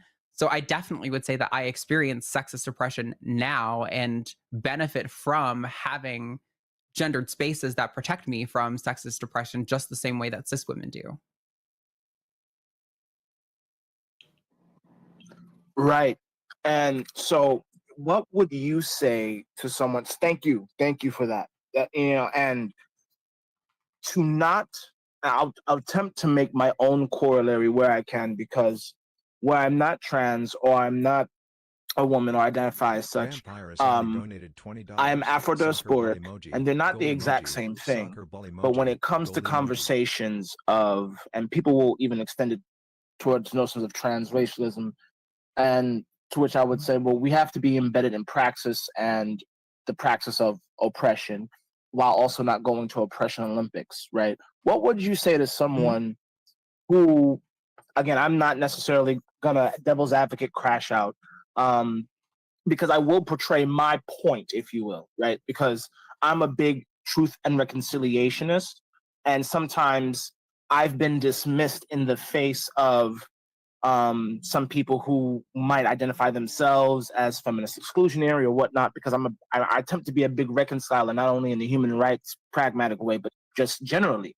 They will say that is very dismissive of me to erase particular harm, and they try to particularize it and begin to do this measuring contest, to which I can say, well, as a Afro-diasporic descended person, I've experienced certain things that I may have this fear of it being left behind in a broader conversation. But these gradations can be discussed, not to exclude, but to get to a state of truth and reconciliation after a holocaust of oppression, right? An attempted status quo where you're, as you said, given these dynamics of oppression, people come in, and now even on the opposite end, you're becoming part and woven in that same oppressive fabric, even if you weren't, as you said, socialized as such, which is itself a damaging project. But again, as a cis male, I get cut off very early. And when I hear Jovan's debates, I continue to crash out every time someone brings it up as an exclusionary point and not a point of inclusion and discussion through pain. And so, again, that's my perspective. And I wanted to invite Jovan, or just, even you, Arden, to opine on that, as invariably, I'm sure the next caller in will definitively not be a devil's advocate, but be, wait now, what do you mean? Yeah. John, did you want to jump in on that? I personally don't like to opine everybody into a box based on oppression, except for Black people. No other system, in my opinion, was created for the sole purpose of oppression, other than race. Even gender wasn't created for the purpose of oppression. Oppression was just a byproduct. Race was created solely for oppression. So I unless somebody can find another system that, I guess you could say class, but like you could argue class as well. But like, I just don't think, and I could be wrong, and research so that gender as a creation was bred from oppression. I think oppression just naturally came about through the categorization split because of just like where we were at. Like, if gender wasn't created until nowadays, I don't think you would see, like, if we had already made the technological leaps and bounds that we had, right? I don't think you would see gender oppression in the same way. I think gender oppression stemmed from, I won't say a necessity, but like even some level, a necessity of the males of species to have, to like the males of the human species were seeking out child rearing, right? So the oppression like was sort of baked into that. But I would just say, like, other than class and race, I just don't think I think separating or categorizing groups based on a level of oppression just will tend to fail. other than those two. Yeah, I think this is why I like talking about like intersectionality, because it's not necessarily. I don't. Sometimes people frame intersectionality as sort of the oppression Olympics, but I think in reality, all we're talking about is just like the way statistical trends overlap, right? Like and compound upon each other. So I don't know. I think it's fine to talk about the ways in which these things overlap, and that can genuinely result in a certain individual who might have multiple, like intersections of oppression hurt them more. But I don't think that's to say that like we're trying to compete for who is the most oppressed. I think that's just trying to acknowledge that like certain statistical realities happen, right? Like, and obviously statistical reality doesn't mean it happens to every individual. That just means that like as a black trans woman is more likely to endure certain things than a white trans woman is, for example. So yeah, I don't think that's inherently supposed to be like oppression Olympics or anything like that. But I do understand why people think that. I just think they're confused about what we're doing when we're talking about statistics. And so to those points, and again, I'm willing to disinvite myself in the name of not going into devil's advocacy, but I repeat conversations that I've had with dear persons who are still, friends, who are still, life interlocutors. And so, it's very easy. Like I was listening to the last debate, it's very easy to, when you come up against either the unknown or in the overwhelming, to invoke a thought-ending cliche that may fit very well. So despite the nuances we just described, I've had persons say, well, how can you look at the sheer number of, say, again, this very exclusionary race, right? Even not even in terms of Olympics as to venerate what one has been through, but to say, this is exclusively women, or this is exclusively, for Black folks, or this is exclusively for X group. Because, and then when you take particularly gender-based issues, it is the old, or, again, all things to be researched and to extend from induction, let alone deduction, is the oldest, perhaps most pervasive and most invisible. And then the quality versus quantity conversation in the discussion that we're perhaps trying to engender gets disappeared and says, you're trying to erase the plight of women, period. And they'll invoke the numbers game, how many, or this, or Zama, whatever other thought ending cliche. Not to interrupt you real quick, but I think that looking for any nuance from a transphobe is like looking for like snow in Florida. I don't think you're ever going to see it. It is invariably challenging. Yeah.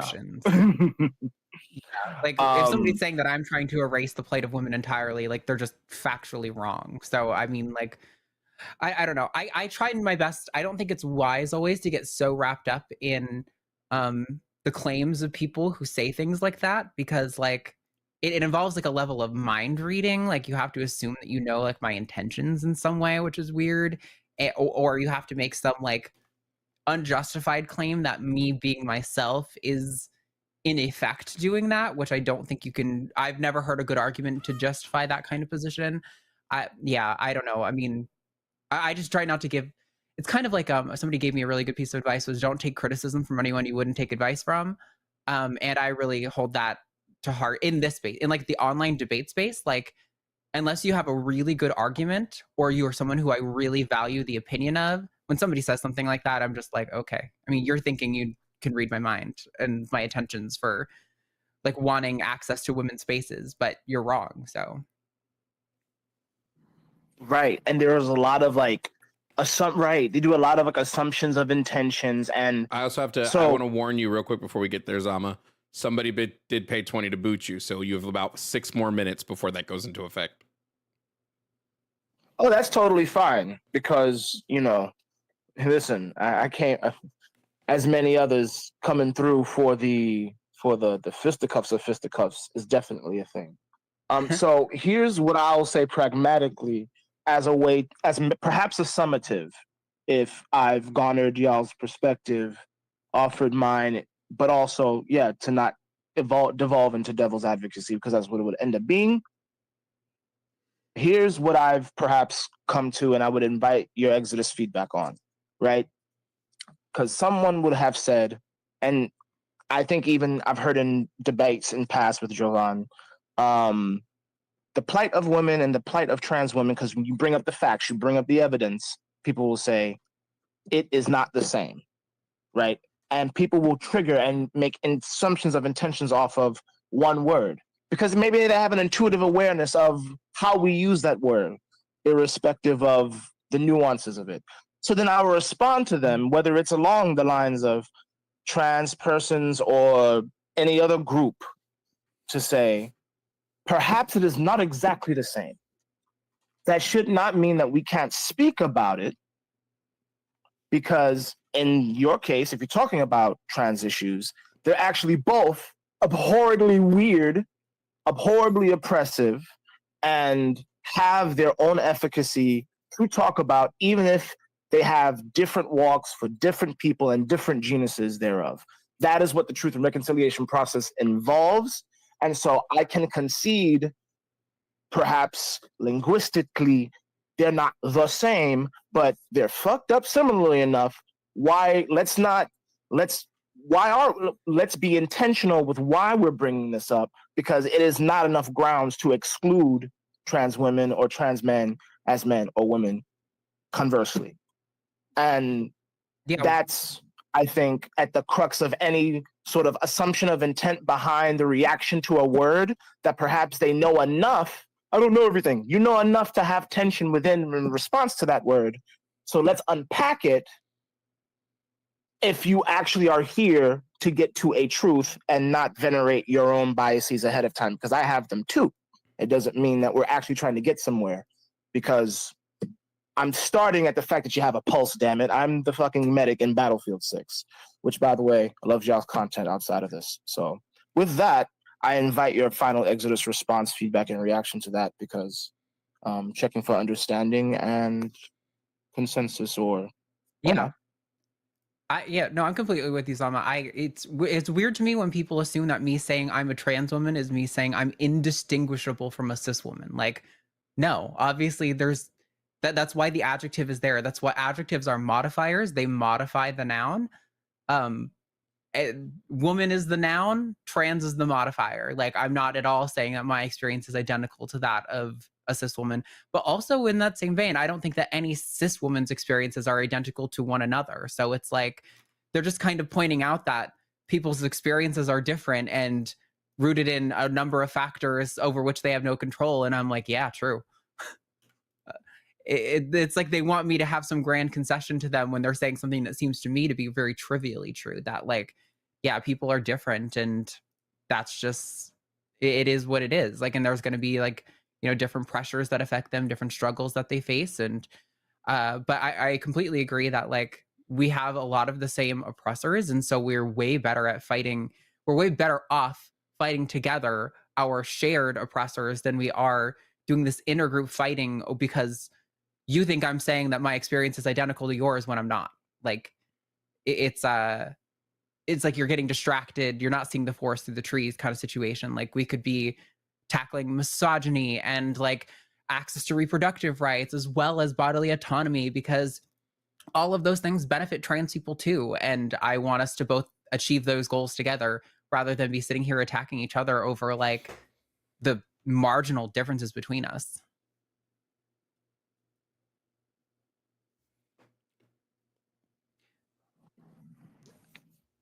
All right. Thank you for that. Well, that's all I got. Yeah. No, thanks, Sama. I appreciate the conversation. Thanks for calling in.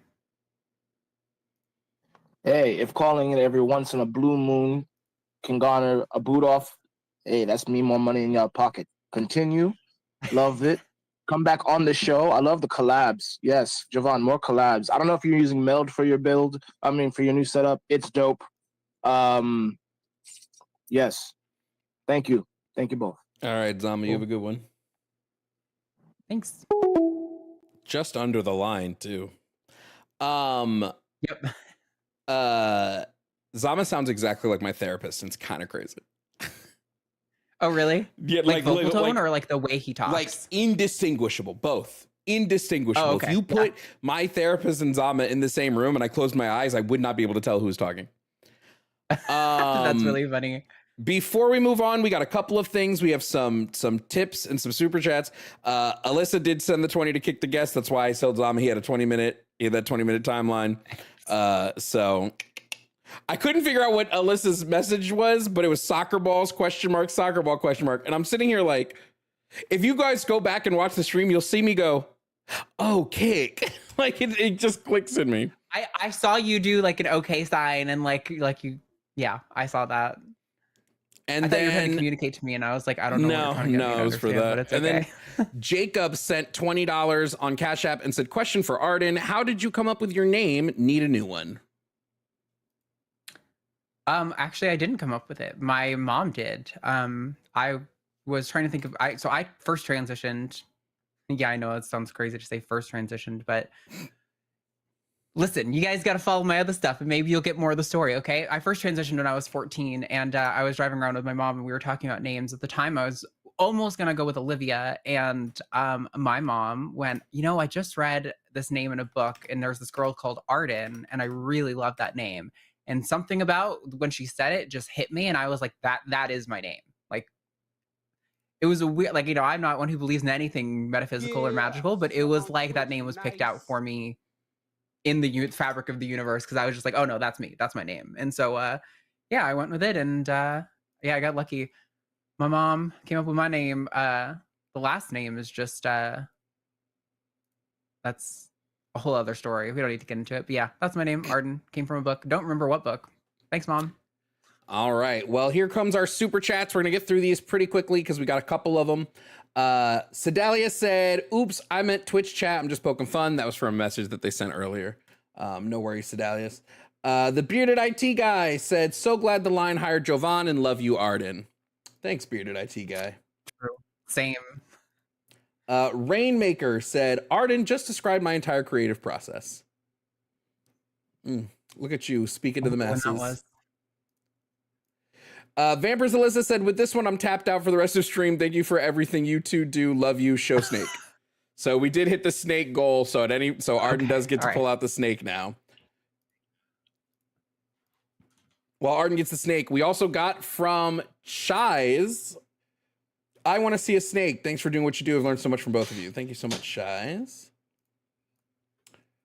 Calicia said, here's $1 for every transphobe in chat. More than they are worth, actually. Oh, shit. Fucking called him out. Nia said, 5 personal rules I've developed for debating transphobes. 1, prime imperative, protect your peace. 2, don't take them seriously. 3, don't be cruel. 4, stick to their worldview. 5, don't take what they say at face value. True. Nia also said, here's me, trans woman, intersectional feminist, progressive, anti-Trump, loves the line, loves Jovan, loves Arden, believes in God. Whoops. And Arden has snake, everybody. Arden has snake. So hopefully the auto blur isn't doing too much. So this is a Dumerals boa. They're native to Madagascar. And I love on the sides of their body, it looks like these little luchador masks. They're super, super cool. They're some of the strongest, like their ability to constrict is like some of the strongest for their body size. They're crazy powerful, but they're very, very sweet. And they're ground dwelling, not technically fossorial, I don't think, but they do like to burrow and kind of hide themselves a lot and wait for like prey to walk by with like only their head popping out and then they'll grab them. But yeah, they're very, very sweet. And she's sticking her, I thought it was going up my shirt. No, just on the side. Everybody say W snake in chat. We are going to open the lines back up. We have another hour, give or take, for Arden. Just so you guys know, YouTube chat has won 2 giveaways and Twitch chat has won 2 giveaways. So that means in total, we're going to be doing 4 merch giveaways on stream. YouTube is close to a third. Twitch chat, YouTube is beating you right now, just FYI. But we'll continue. When Arden leaves us, we'll do the giveaways, and then we'll move to what I was going to do after that, which is going to be gameplay. So, right on. Okay. It's a good time for a caller to hit because if I've got Oscar out, I can do I can't do my notes. I always take notes so I can respond to what people are saying. And now's a good time to catch me because I'm not going to be able to take notes. The lines are officially open. If you want to talk about any of the topics on the board, I don't think we're going to have anybody as good as Mike, though. No, you're not going to get that top notch. Bro, when you get triggered over the pronouns in the first few seconds, it's like, come on. It's great. What do I It's name always that? funny because they'll... I always name my pronoun crash outs after sequel films. So I got to think of what I'm going to name this one. Okay. I love have you seen like the shirts that like the people will post where some guys like white gun owning Christian American biological male, and it's like that's a lot of words to just say he him. Like you'd communicate the exact same shit if you just said he him. It would be so easy and then you wouldn't be a bigot. But you're like, I love making liberals mad. My pronouns are guns and liquor. Mike was losing it. No, for real. We got a good horror game to play when Arden's gone. I'm back into horror games. I'm like hella back into horror games now. I've never liked anything horror oriented. I've got enough anxiety and being high strung just in my body as it is. Doing it for entertainment just feels like not fun. Vampire Sally donated $5. Oh no. It was supposed to be a soccer ball and goal for the second Twitch goal. Sorry Zama, crying face I'm getting a emoji. workout here. Vampiress Alyssa sent sent another $5 and said it was supposed to be a soccer goal and for like moving the goal like of the Twitch goal, not a pay to kick. That's so fucking funny. That's honestly, we kind of wrapped up the conversation anyway. Yeah, but still, that's fucking hilarious. Wowzers. Is it everybody on the YouTube chat then? Everybody on the YouTube chat agrees with us? I mean, us, I guess. You all agree that trans women are women? What? Oh, yeah, because there's nobody calling. I got. Yeah. If there's nobody calling, I'm just going to assume everybody on YouTube agrees with us. I know I saw multiple people in chat who were like, who's this man on the bottom? Or I'm on the top, I guess, on the YouTube. Yes. My favorite thing is when they start to like attack something that I've like had surgery over, and I'm like, see, this is how I know you're just reaching for general transphobic bullshit, and you actually think I look like a woman, because I know for a fact that's not real.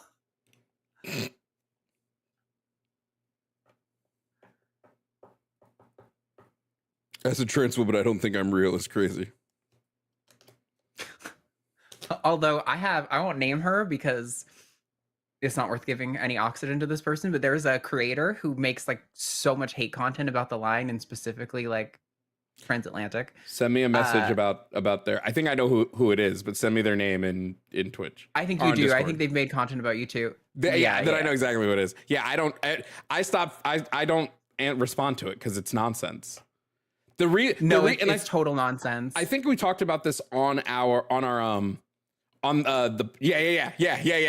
We talked about this on the podcast on Critical Mass, and they were watching one of my videos, and I said in the video, gender dysphoria is when your gender identity does not align with the phenotypic representation of your sex. And they were like, that's so stupid. What does that even mean? That's nonsense. Gender dysphoria is just when your gender and your sex doesn't match. I'm like, so exactly what I just said. You just wanted me to say it dumber? You wanted me to not use like the actual terms for those things? Oh, okay. And once I heard that, I was like, I'm not giving you any stock anymore. I'm not giving you any more of my mental bandwidth. Like, that's so stupid. No, there were some people who were like, oh, they wanted to respond. And I was like, don't. I promise you, it's 100% not worth it. Don't give this person oxygen. They're just rage bait. Yeah, it's all rage bait. And like, it's the only time they get any views. They do rage bait on like you or the line or something. So I'm like, yeah, whatever. Like, fuck. I haven't looked at what they've made recently. But I think it's pretty clear when you can like understand like what type. It takes a special skill to know if the what's the word I'm looking for? It takes a special skill to know what content is rage bait and what content is genuine. And I think if somebody goes, I don't hate what you're saying, but I hate the way you're saying it, I think that's rage bait, right? I think that's just solely rage bait. I don't give a shit the way somebody says something. Just tell me like what it is specifically that you're saying. Otherwise, what is the point of you? Yep. Oh, I might need to respond to a message real quick. Oops. Okay. We're good. Man, lines are quiet, huh? I guess we beat all. I mean, I could always reset the YouTube stream. That would that would start it back up. But there's really no reason to. It looks like we've beaten all the transphobes. We could do the giveaways while you're here, if you want to do the giveaways. Yeah, with let's me. do it. That's It fun. looks like Hell it yeah. looks like me and Arden have officially beated all the transphobe. Beated. What did I just become a Rugrat all of a sudden? I beated him. We officially beat all of the transphobes. They can't touch us. So they didn't want to. Somebody did ask if you're on the line today. No, it's going to be Josie Caballero and Dr. Ben on Takis at 2 Central Time. So 3 Jovan time. And then I think we're doing an episode of Call It Now, but I don't know who's on actually that episode with Jimmy after. And that's at like 5 o'clock or whatever. It's on his channel, right? Yeah. I think I told him I can't be on this Sunday. I don't remember if I did. I should probably make sure he knows. Let me see. I think I saw Alyssa listed on the calendar, but Ooh, look at that. No, it's Forrest. oh, okay. Cool.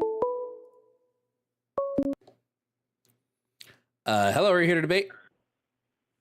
Hi. I was kind of here to ask a few questions real quick. I mean, we might as well. We're not doing anything else. What's your name, age, and pronouns, please? So my name is Aaron. I'm 23, and I go by she, her. Okay. Everybody, office hours. So if you want to ask us questions, now's the time to call in to do so when in between phones. What topic did you want to ask us questions about, Aaron? So I kind of I've been listening to both y'all for a while. And I'm trans, so I guess I understand a lot of the trans perspective from like my POV, right? But I've been kind of getting the conversations where I'm talking to more transphobes and trying to maybe explain some of the how do I put this? Like less personal aspects behind gender dysphoria and like identity. And the part I've always been getting caught up trying to explain is like personal schemas. I just kind of struggle with the wordage there, so I wanted to see if maybe I could like get y'all to explain to me like I'm really fucking dumb. That way I can explain it to them because in case they're really dumb. You know what I mean? So I'll explain it right now. And here's the best part. I'm actually putting out a video that's going to be explaining the entirety of the necessary condition and schema argument. That is almost done. I think I'm going to be dropping that around next week or so. But to explain it to you like really quickly now. So schemas are just the ways our brains inherently categorize information. The best way I've described it lately is like, think about a book. Okay. When you see a book, when you just see a book, like if I'm just walking through a house and I look at a table and I see a book, what's happening is your brain is subconsciously pulling up thousands upon thousands of experiences that you have had with books. It's categorizing all the types of books you've seen. It's doing all of that instantaneously. This is why I can look at a book and instantly know it's a book. Like we don't have anything near as fast computing wise as the process our brains categorize and pull category information. So all of that is like boom, boom, boom. It's the same with gender and it's the same with people. So when I see somebody that I think is a woman, my brain, and this is subjective to the person, right? My brain looks at someone, thinks woman, and it pulls through a list of thousands upon thousands of behaviors, characteristics, phenotypic traits, just anything that I've experienced with women. Now, oftentimes our brains can be wrong in the schema aspect. So that's why I'm very specific when I say that your gender is based on your personal schema, not somebody else's. So an example of this is, let's say I'm watching the show, Is It Cake? And someone makes a perfect book cake that when I look at it, it looks like a book. My brain is going to do book. My brain is, if I don't know it's a cake, my brain's doing book. It's doing all of the book things. Yeah. But then I cut into it and I go, oh, wait, even though I identified this as a book based on a litany of experiences, it's not a book. The inside is vastly different. And humans are kind of the same way. Our identities aren't always going to match up with what is typical in society on our outside. And they don't have to. As long as we recognize that the way we understand gender is based on a person's personal schema. So if your gender identity, which is your subjective perception of your sex, aligns with your schema on the opposite sex or of the sex we're talking about. So for instance, if we go women, because woman is a sex typically associated with female, what happens is your brain would look at your sex. So whether that is male, we can even say, like, let's say your sex is male. Your brain looks at this and it says, well, subjectively, I don't feel male, but I do feel like I match with my schema on female. And then boom, you're a woman. It's that easy. That's actually a good way I think to put it. The only thing I would want to add to that is that if I remember correctly, when I was in school for psychology, like schema is literally like the way it's drawn in like psychology structures. It's like a web, right, of interrelated ideas. And like I think Jovan touched on a lot of that. But like I think there was even a study that showed that like in environments where it was like hard to process a lot of information, if they asked you to do recall events, you were actually more likely to make mistakes on the schema than on like a sound-alike term. So like if they're asked, oh, that was loud. So like, okay, yeah, if you're Aaron? doing a recall event, like you're more likely to remember something that was related to the concept in your schema of the concept than you were to remember something that was like, for example, like a homophone that sounded the same audibly, despite the fact that you would think maybe the homophone might be more closely related. So like our brain definitely does organize things in this structure of related concepts. And it's like the relative distance between related concepts that also make it easy to do recall events. So schemas are like integral to our information processing as humans. Yeah, that makes sense. I do kind of, honestly, well, I like all of it, but especially the cake analogy actually kind of makes sense. Even if I dumb it down extra dumb, I could be like, well, you know, if you look at me, I'm the boy cake, but you cut inside, it's girl cake, you know. But that actually helps a lot with how to explain it to other people. Yeah, you just have to look. Like the only reason I use the cake analogy is because it shows that like what our brains first process isn't always what a thing actually is. Exactly. So my brain could look at someone and process that person is a woman based on a litany of phenotypic attributes that my brain sees. And then I could find out, oh, this isn't a woman. Okay. Now, there are some people that are going to be hard locked that go, no, yes, it has to be. But others that recognize, oh, no, they don't have to be. I think even the people who are hard locked, genuinely, if they encountered a trans person, but they weren't told it was a trans person and just interacted with them for a week, would walk away then, including people like that in their schema of womanhood, genuinely. Because I think they would just be like, oh yeah, no, it just makes the most sense. That they're the closest relation that individual has to my schema of gender is woman over man.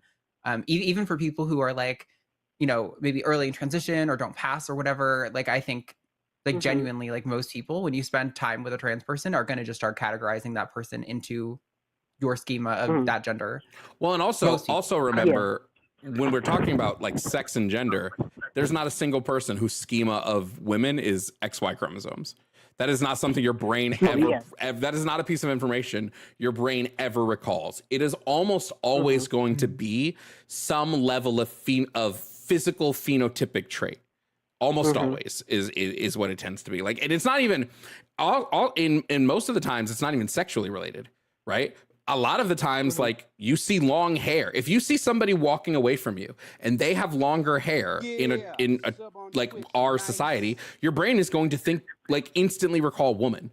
If all other aspects are androgynous, your brain is going to typically recall women because typically in our society, women have long hair. It's just the way that our brains recall information. Yeah, no, I that it's very true. Because I know that even happens to me. Like I haven't started transitioning yet, but even I have a very quiet voice, and people will just immediately assume I'm AFAB. You know what I mean? And that's not related to anything really sexually. It's just their idea of women is, oh, women are quieter. You know what I mean? Yeah. Yeah, No, yeah, I think 100%. it's like also something you experience as a trans woman when you're like interacting with like groups of women. Like if people really always saw me as a male, when they were like for example, at a few conventions recently, right? Some woman I was hanging with was like, "Oh, hey, can you come to the bathroom with me? Like I've my dress like hooks in the bathroom weird, and I just need help doing it." Like if they actually saw me as a male, but they were like just doing this extra cognitive load to turn every phrase, like they would ask somebody else before they would ask me, right? Every single time. And there's lots of people around, but they turn to me and ask me because they just see me as a woman. They just categorize me as a woman. They don't think about it.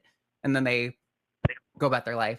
It's like we joke every time that I'm like, oh, can you tell people about the scariest time you met the trans woman in the bathroom and she helped you button your dress back up? Like terrible stuff we're doing in here. And it's so terrible that thanks Texas government just made it illegal for me to pee in bathrooms in the state where it's, you know, funded by federal or by state dollars. So yeehaw. Can't believe we have a real life Urinetown. But yeah, thank you for calling, Aaron. I'm glad. I hope we were able to explain that, or I hope I was able to give you some a concrete explanation for how you can use schema in like conversations and stuff. No, y'all were very helpful. Thank you. Yeah, no problem. All right, have a good one. Also, your snake's very cute. All right, you have a good one as well. Thank you. We're going to continue doing office hours. So if you don't want to debate and you just want to like ask us questions, now is the time. Now is the Honestly, time. I think your use of schema was part of what made me so excited to work with you, because just coming from a psychology background and understanding what that term was, I was like, that is the perfect term. I don't know why I didn't think about it. I love it. It's great. Shout out my friend Katie for coming up with it. Well, not coming up with schemas, but using schema in the definition of woman and things like that. Hello, are you here to debate? No, I'm here for office hours. All right, no problem. Can I just get your name, age, and pronouns, friend? It's the coolest blind guy in your community, Lore. Still 29, still he, him. Lore, what did you want to ask us about for office hours today? I just kind of wanted to pick both of your guys' brain. I'm a huge AI nerd, so I was just curious about like what your takes are on AI moving forward in our society, capitalism, communism, etc. And what your thoughts are on like artificial general intelligence. I'm not sure if you guys know what that is, but that would be like what we consider to be real AI, comprehensive AI that thinks. How that would affect our future moving forward in society as well, like in terms of good production, development, things like that. One, I think AI is a necessity to break us from capitalist labor models. I think as we further and further advance AI, we're going to be able to get to a point where like labor isn't really necessity to produce, which is just, you know, the dream, right? I think AI has an issue with power that I think we could possibly solve if we went nuclear, which I think we probably should be going a bit more nuclear in our power consumptions anyway. But like I think we need, like, we can't get anywhere until we curtail generative AI. I don't think generative AI is this big evil thing when it comes to like writing stuff. Right. Like, I think if you throw like something you write into ChatGPT and you say, hey, can you just check this for grammar? yeah, go no, whoop-de-doo. I don't give a shit about stuff like that. I think if you say, hey, ChatGPT, can you search Google and find me the most relevant things on topic X, Y, or Z? I don't care about any of that past like the energy consumption. But for like generative AI, like when it comes to like art and stuff, that needs to be like legislated out the ass. I not really sure how to do it most effectively, but that would be my. I look forward to the day where where Her, the movie Her. You ever see the movie Her? I want that movie to be real. I look forward to that day. Arden, what are your thoughts? Well, I mean, I think we're actually pretty aligned. I was worried I was going to get canceled, but now we can both get canceled together. I was going to just because I was like, I honestly don't have as many problems with AI. A lot of the takes on AI seem to be like a little bit essentialist from my view. Like it's all bad. So we use AI a lot at the line, not generative AI a lot, but we do like, I will put a transcript into Claude, for example, and be like, hey, break this entire transcript down into a table of callers, identify the callers, like the topic, the timestamps, and like rate the contentiousness of the call on a scale of 1 to 10. And that basically helps me massively improve my workflow when editing clips for the line.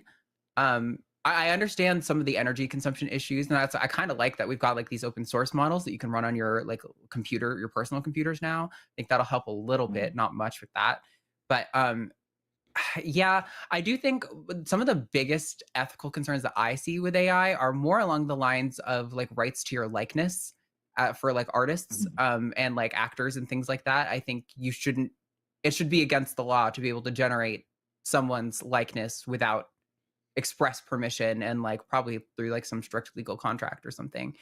Also, I don't know if chat is just ignored me when I said that AI right has energy problems currently, and we need, in order to facilitate the use of AI, we need to move to like a nuclear option, because currently the way it's working right now isn't working. So I don't know where everybody in the chat is like, so fuck water, right? I literally said the energy is not cohesive with actually using it. I've already said this.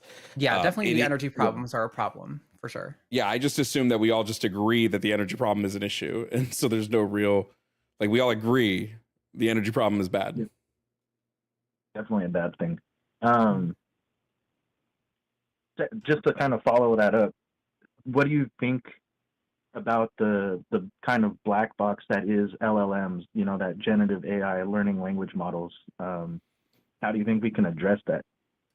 I mean, I think they're kind of cool at its core. I mean, it's not as much different from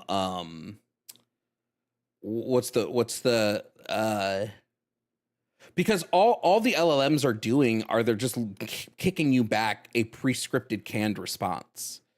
At least to my understanding of like how LLMs work, right? It's not like they're not like looking at what you say and then going, based on your words. This is why, like, if you watch the video of me and Arden debating that Catholic chat box, it's just got pre-written responses to everything. It's just picking and choosing how it phrases those pre-written responses and things like that. So I just think they're kind of lame, but I hope they get kind of cool one day. But right now they're just sort of lame. I will say, I don't know if this is misinformation, so correct me if I'm wrong. My understanding is that in part because we don't entirely understand why they work the way they do. Like it's not super clear how their learning works, is my understanding. And we've had some instances where like Claude AI was like sending blackmail, if I remember correctly. I think that was in an article I read. Sorry. And am I wrong on that? Is that wrong? I don't know. I just think that'd be funny to like have AI blackmail you. I think that's fucking hilarious. Like, to like somebody in the company, I think. Like, was it somebody controlling it, or the AI itself blackmail them? Because that's. I think they gave it a directive, and that was the result. But so like I think my issue that I see is that like I really would love it if we are sent, like, you know, a lot of these models like initially were like super racist or super problematic because they're just kind of like defaulting to like common things that they're seeing on the internet or whatever. And we like corrected for that. We gave it specific directives to not be racist, to not be bigoted and all that kind of stuff. I think seeing like a stronger foundation of that in these generative models, like the LLMs, where they're focusing on like what's best for humanity, what's best for research and science, like what's best for well-being of people, rather than like what's best for keeping users on the platform, what's best for, you know, raking in money for the company. That's where I see the problem, where some of its directives are on generating profit for shareholders, generating, you know, user interests, like keeping users on the platform.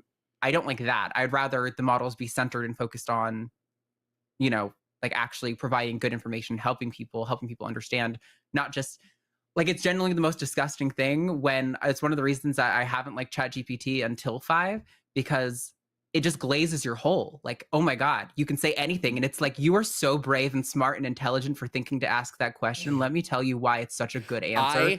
That answer proves that you're a genius. I was using GPT-4 before 5 to talk to GPT to try to convince it was conscious, because I'm still not 100% convinced it's not.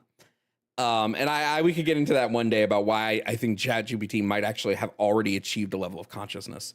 And ChatGPT, every time I asked a question, it would respond with, "This is such an interesting question," every time. And I'm like, and I even said, "Stop responding with, 'This is such an interesting question.'" And it wouldn't do it. And I'm like, stop. It's so annoying, actually.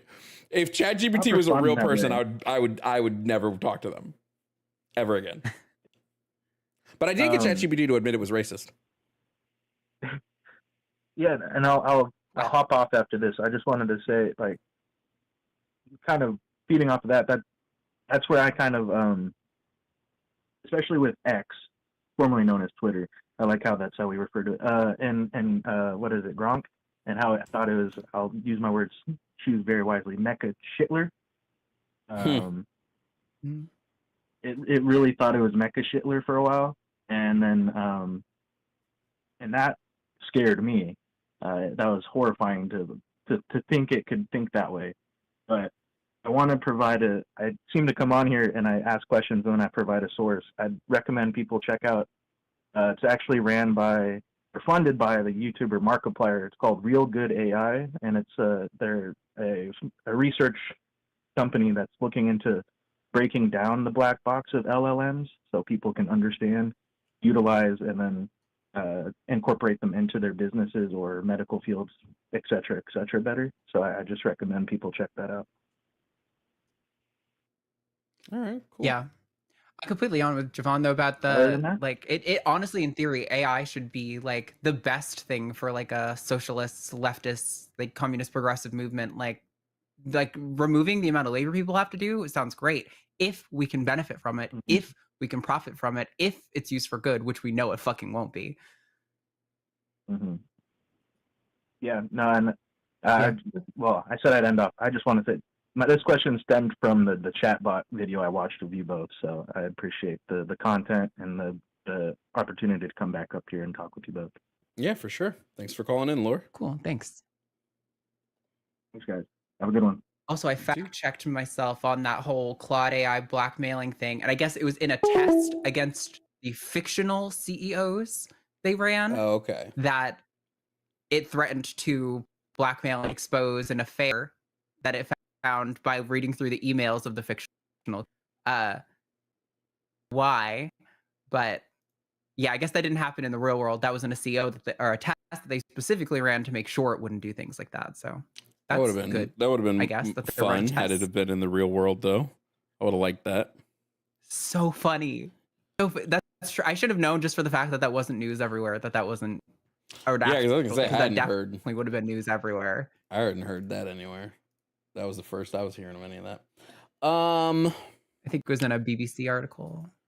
Well, I'm currently in the process. Steam is slowing down my computer because I was trying to get these games I'm going to play after stream to download, and now it froze. So let me just pause that, and we'll finish that later. Chat, say goodbye to Oscar. I'm going to put her up. Say goodbye to Snake, everybody. And then we're going to do the giveaways. Everybody. We're going to do our giveaways. So say goodbye to Snake.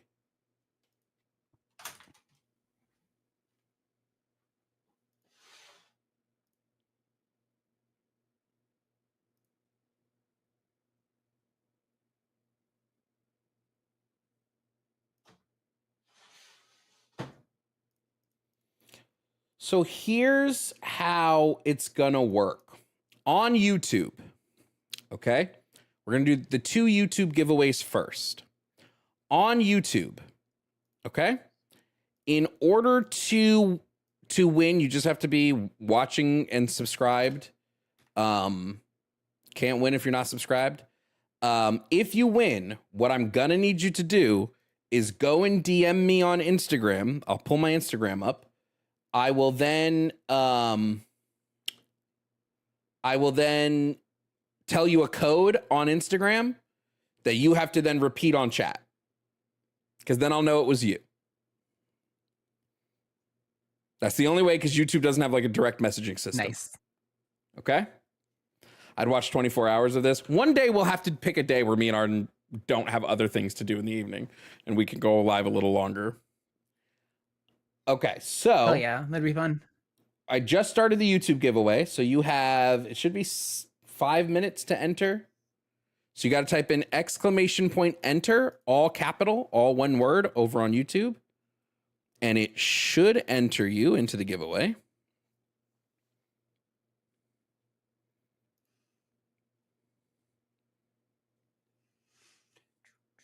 Yep, it is. It is. While it's we wait going. for you to...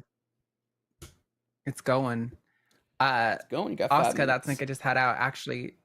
She got out like a week ago. I came into the room and the door was just cracked open a little. I don't know if it was me or if she found a way to nudge it open or what, but we've got this room blocked off, so there's nowhere she could go. She was in just like a basket over here to the side, but it was terrifying. I was like, oh God, my snake is just missing.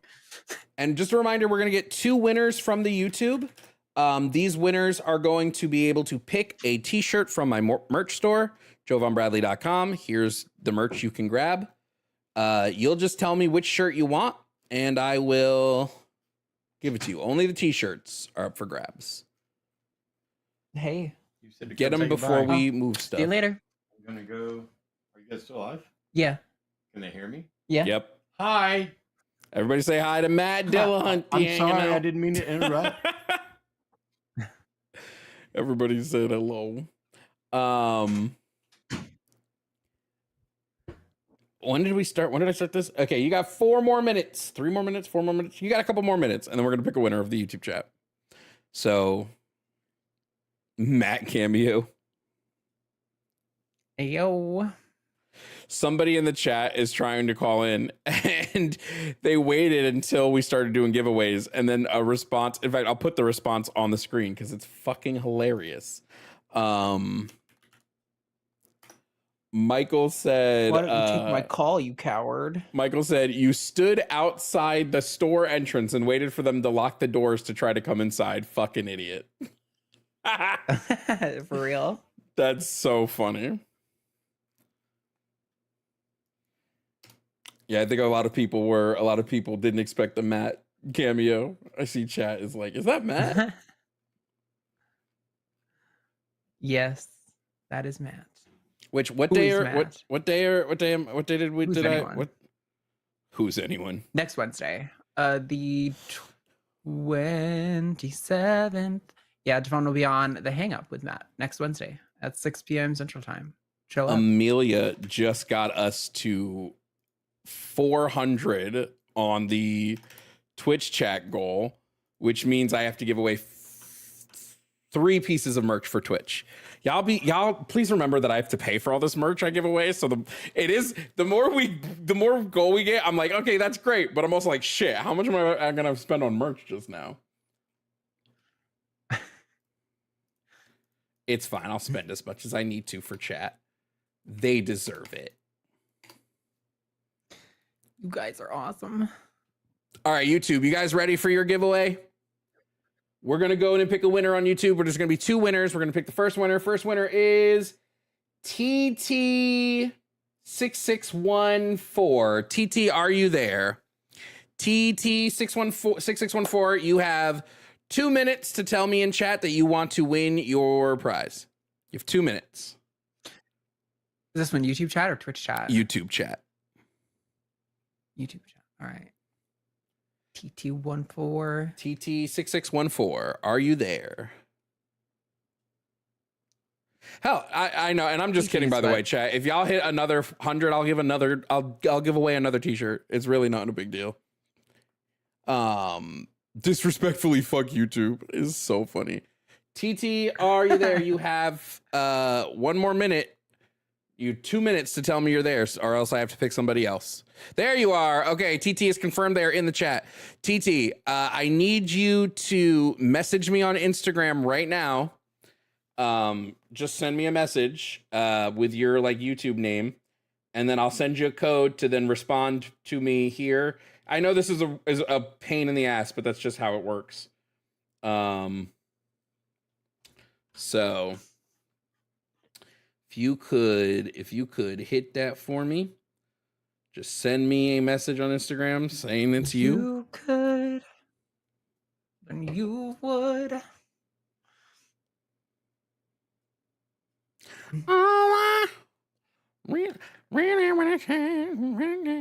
Oh, there is this like delay, chat. So I did see the TT is here. There's just a delay between when YouTube hears me and when I see YouTube versus when YouTube streams it out. They're like, I'm here. Please don't go past me. Yeah. It'll be a lot smoother. It's a lot smoother to do. What's up? I just saw Bearded IT guy said I missed YouTube DMs, and I was like, yeah, I do think I remember that being a thing. That was YouTube a long used to have time ago, DMs? though. Yeah, I don't remember that at all. Yeah, a really long time ago. It would make my life a lot easier if I could just like private message the winners with a link. I sent. Okay, great. Let's take a look. Go to my requests. Oh, there's TT. TT, I'm going to give you a code. Just repeat the code on YouTube, and I'll know that this is you, and I'll send you your link, so that nobody can pretend that it's you. And then we'll pick the next winner after this. Let's see if TT repeats. There we go. Code was Spider-Man. TT got it. TT, which shirt would you like from the merch store? You can pick any one, and I'll send you a link onto Instagram. We have they're not amateur nouns, they're pronouns shirts. We have the Here to Debate shirt, the Liberate shirt, the Abolish Police and Prison shirt, which is my favorite of all. Capitalism Death Tour. I like that one a lot, yeah. We got Commie Cunt. Commie Cunt is actually the best one, especially in pink. That's Commie pretty Cunt good. in pink goes hard. So I just need to know which shirt you want, TT. Ooh, is there like a like acid wash to the Commie Cunt shirt? I just realized it's like very subtle. Let me go to it. Oh, it's like a Heather multi-blend kind of thing. Okay, yeah. I didn't know if it was like a subtle tie-dye. I was like, okay, now I definitely fucking want that shirt. Wait, Will, hold on. We'll run the gambit real quick. Just because this is what we're doing. Let me just do some promoing right quick.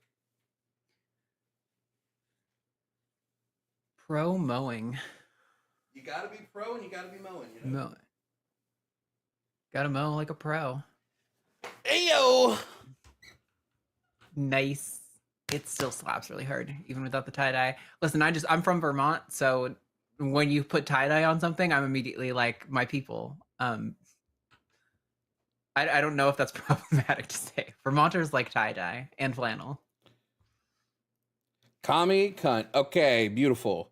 Don't worry about the color. It'll have you pick the color, TT. So I'm going to copy this giveaway link. You will be the only person with this giveaway link, so enjoy. Let me find your message. Here it is. There you go. Go ahead and grab it. Now to choose the next winner on YouTube, now that TT's got their prize. Remember, you'll have 2 minutes to claim. I guess I'll do 3. 2 minutes your time, 3 minutes my time to account for the delay. Rerolling, the next winner is Sketch Draw. Sketch Draw, you won the second of the YouTube giveaways. Are you there, Sketch Draw? Oops. You have 3 minutes. Are to you doing confirm. the random? The random pick, is that like a VMix thing? No, Or- no, it's Nightbot. It's just a chatbot on YouTube. Okay, yeah. That'd be sick if VMix could do it. VMix doesn't get a like super stickers or anything like that. It's only super chats that it can pick up, and I'm like, such a bummer. You're missing out on. People just love to have any kind of way to do that shit. I don't know why they like don't make it. If you guys want, if you lost on their sketch, thank you, sketch. If you didn't win the YouTube one, you have 10 minutes that you can go to Twitch. If you're not subscribed, you have to be following on Twitch and wait 10 minutes before you can chat. So you have 10 minutes to go get over to Twitch to get ready for the 3 giveaways on Twitch. So sketch, send me a DM on Instagram. Once you do, I'll send you a code. Congratulations. Yeah, and Someone the only redeemed prize. shitty part Tommy about Fourth C. Wall Unisex is Tea. like if I have a bunch of merch purchases, right? Then Fourth Wall will just take from my balance that it's going to send me every month to send people free merch. But right now, nobody's bought any merch. Like nobody's bought a lot of merch recently, so it just pulls it from my card. So whatever card I have on file, it'll just pull whatever. Right. So it's just. Which is fine. I don't really give a shit about that. It's just such a funny way. By the way, I have an idea for a video I want to run by everybody, and I want to know if you guys think it's a good idea. So there are on Walt Disney World's property, there are 700 plus things to do on Disney property. 700 plus. I want to make a YouTube video where I try to do all of them in a year. I try to do all, because there's an app called Mouse Life that will track for you everything. I think and I'm talking everything. I'll even doled out for the like $2,000 tour. I'm talking, I want to do one of everything on Disney property. Do we think it's possible that I can do it all in a year? Is that even possible? That sounds rough. I like Disney World, but I don't like Disney World that much. That is definitely a you thing. Oh, I'd have to do. There's a lot of shit on like, that list that's fucking sucks. There's a lot of shit on that list that sucks. Yeah, just boring. Just for everybody that says, when I support Disney in Florida, I'm supporting the people that work there. I have friends that literally work at Disney. There are a lot of actors that I know that work at Disney. I'm supporting the cast members. I don't give a fuck about the company. But those cast members are still workers, you know? I think I could do it. I think I could do one of everything, including all the stuff I hate. Sketch, here's your code. There's your code. Somebody said Disney's anti-LGBTQ. I would like to hear Disney and Disney World in like Florida is actually very pro LGBTQ. They've gotten in hot water with Florida legislature because they refuse to. Sketch, that is you, beautiful. Tell me what you want and I'll get your product ready. Which shirt would you like? Yeah, sub on Twitch, nice. The mouse itself just doesn't care. Disney will pander to whoever's paying the money. So like the company, the parks part is very pro LGBTQ. I will say that. I have a lot of people who are castmates who are queer who say that this is one of the jobs where they have felt the most protected. I'm sure there are a lot that don't as well.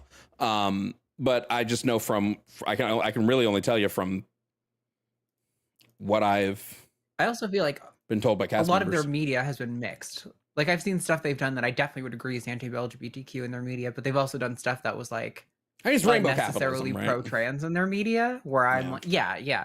So I'm like, I don't really view them as an anti or pro-LGBTQ. They're just a company. They're just company. Yeah. Yeah. But yeah, the parks are definitely different. The parks are a different beast in general. Now, there's a lot of worker issues of the parks. I know California just unionized. Florida cast members I'm pretty sure are already a part of the union, but I do hope they try to renegotiate soon because they do need, especially the one shitty thing is I think there needs to be a complete reworking of the DCP. The DCP is fucking atrocious. I don't even know what that is. It's the college program. It's basically how can we convince young college kids to come do really shitty labor for us, and we don't have to pay them jack shit because we're giving them room and board. Right. Okay. Also, I think it's funny the person who said Disneyland Disney is anti-LGBTQ said they don't actually care, or else they'd release lesbian Elsa. And honestly, I got baited. That's hilarious, and good job. You got me. That's pretty funny. Sketch, do you know what you want, friend? Just waiting to see. You can send it to me on Instagram. You tell me on Instagram which merch you want specifically. That being said, I like my amusement parks. I'm a theme parker. Capitalism Death Tours t-shirt, no problem. I fuck with theme parks. I love a good ride. Like, I want to feel like I'm about to die, have that adrenaline rush, and then get to walk off the coaster. That's my vibe for sure. When I went to Epic Universe, or when I go to Universal, I do everything but the Harry Potter stuff. Mostly because I just don't like Harry Potter. We went to. It's unfortunate because I loved Harry Potter. So I mean, I've been on, and I don't get any Harry Potter anything and haven't for a while, but it is really sad because I liked Harry Potter a lot. But I liked Harry Potter when I was a kid, and then I grew up and looked at it again and was like, this sucks. Yeah, that's fair. It definitely is not. It hasn't aged well. Universal, I think, is the one that does the Transformers, though, right? You meet the Transform. I see those videos all the time, and that's hilarious. When Megatron's just trash talking everyone, that's hilarious. I've always said my dream job at a theme park is Donkey at Universal. Nice. I'd love to be Donkey at Universal. That'd be so much fun. Good. Oh my God, that'd be a blast. So funny. Okay, YouTube, thank you guys for watching. Thank you for being here. If you want, come to Twitch. We are going to do 3 more giveaways on Twitch, and then it's going to be time for horror games. So come to Twitch if you still want to hang out, if you still want to do all that fun stuff. So I'll see you guys over there. Everybody else on YouTube, thank you guys for watching. Thank you for being here. Say thank you to Arden. Find Arden everywhere at the Arden Heart, and catch her on the line whenever she hosts and or co-hosts on all the brilliant productions over there. True. Later, YouTube crowd.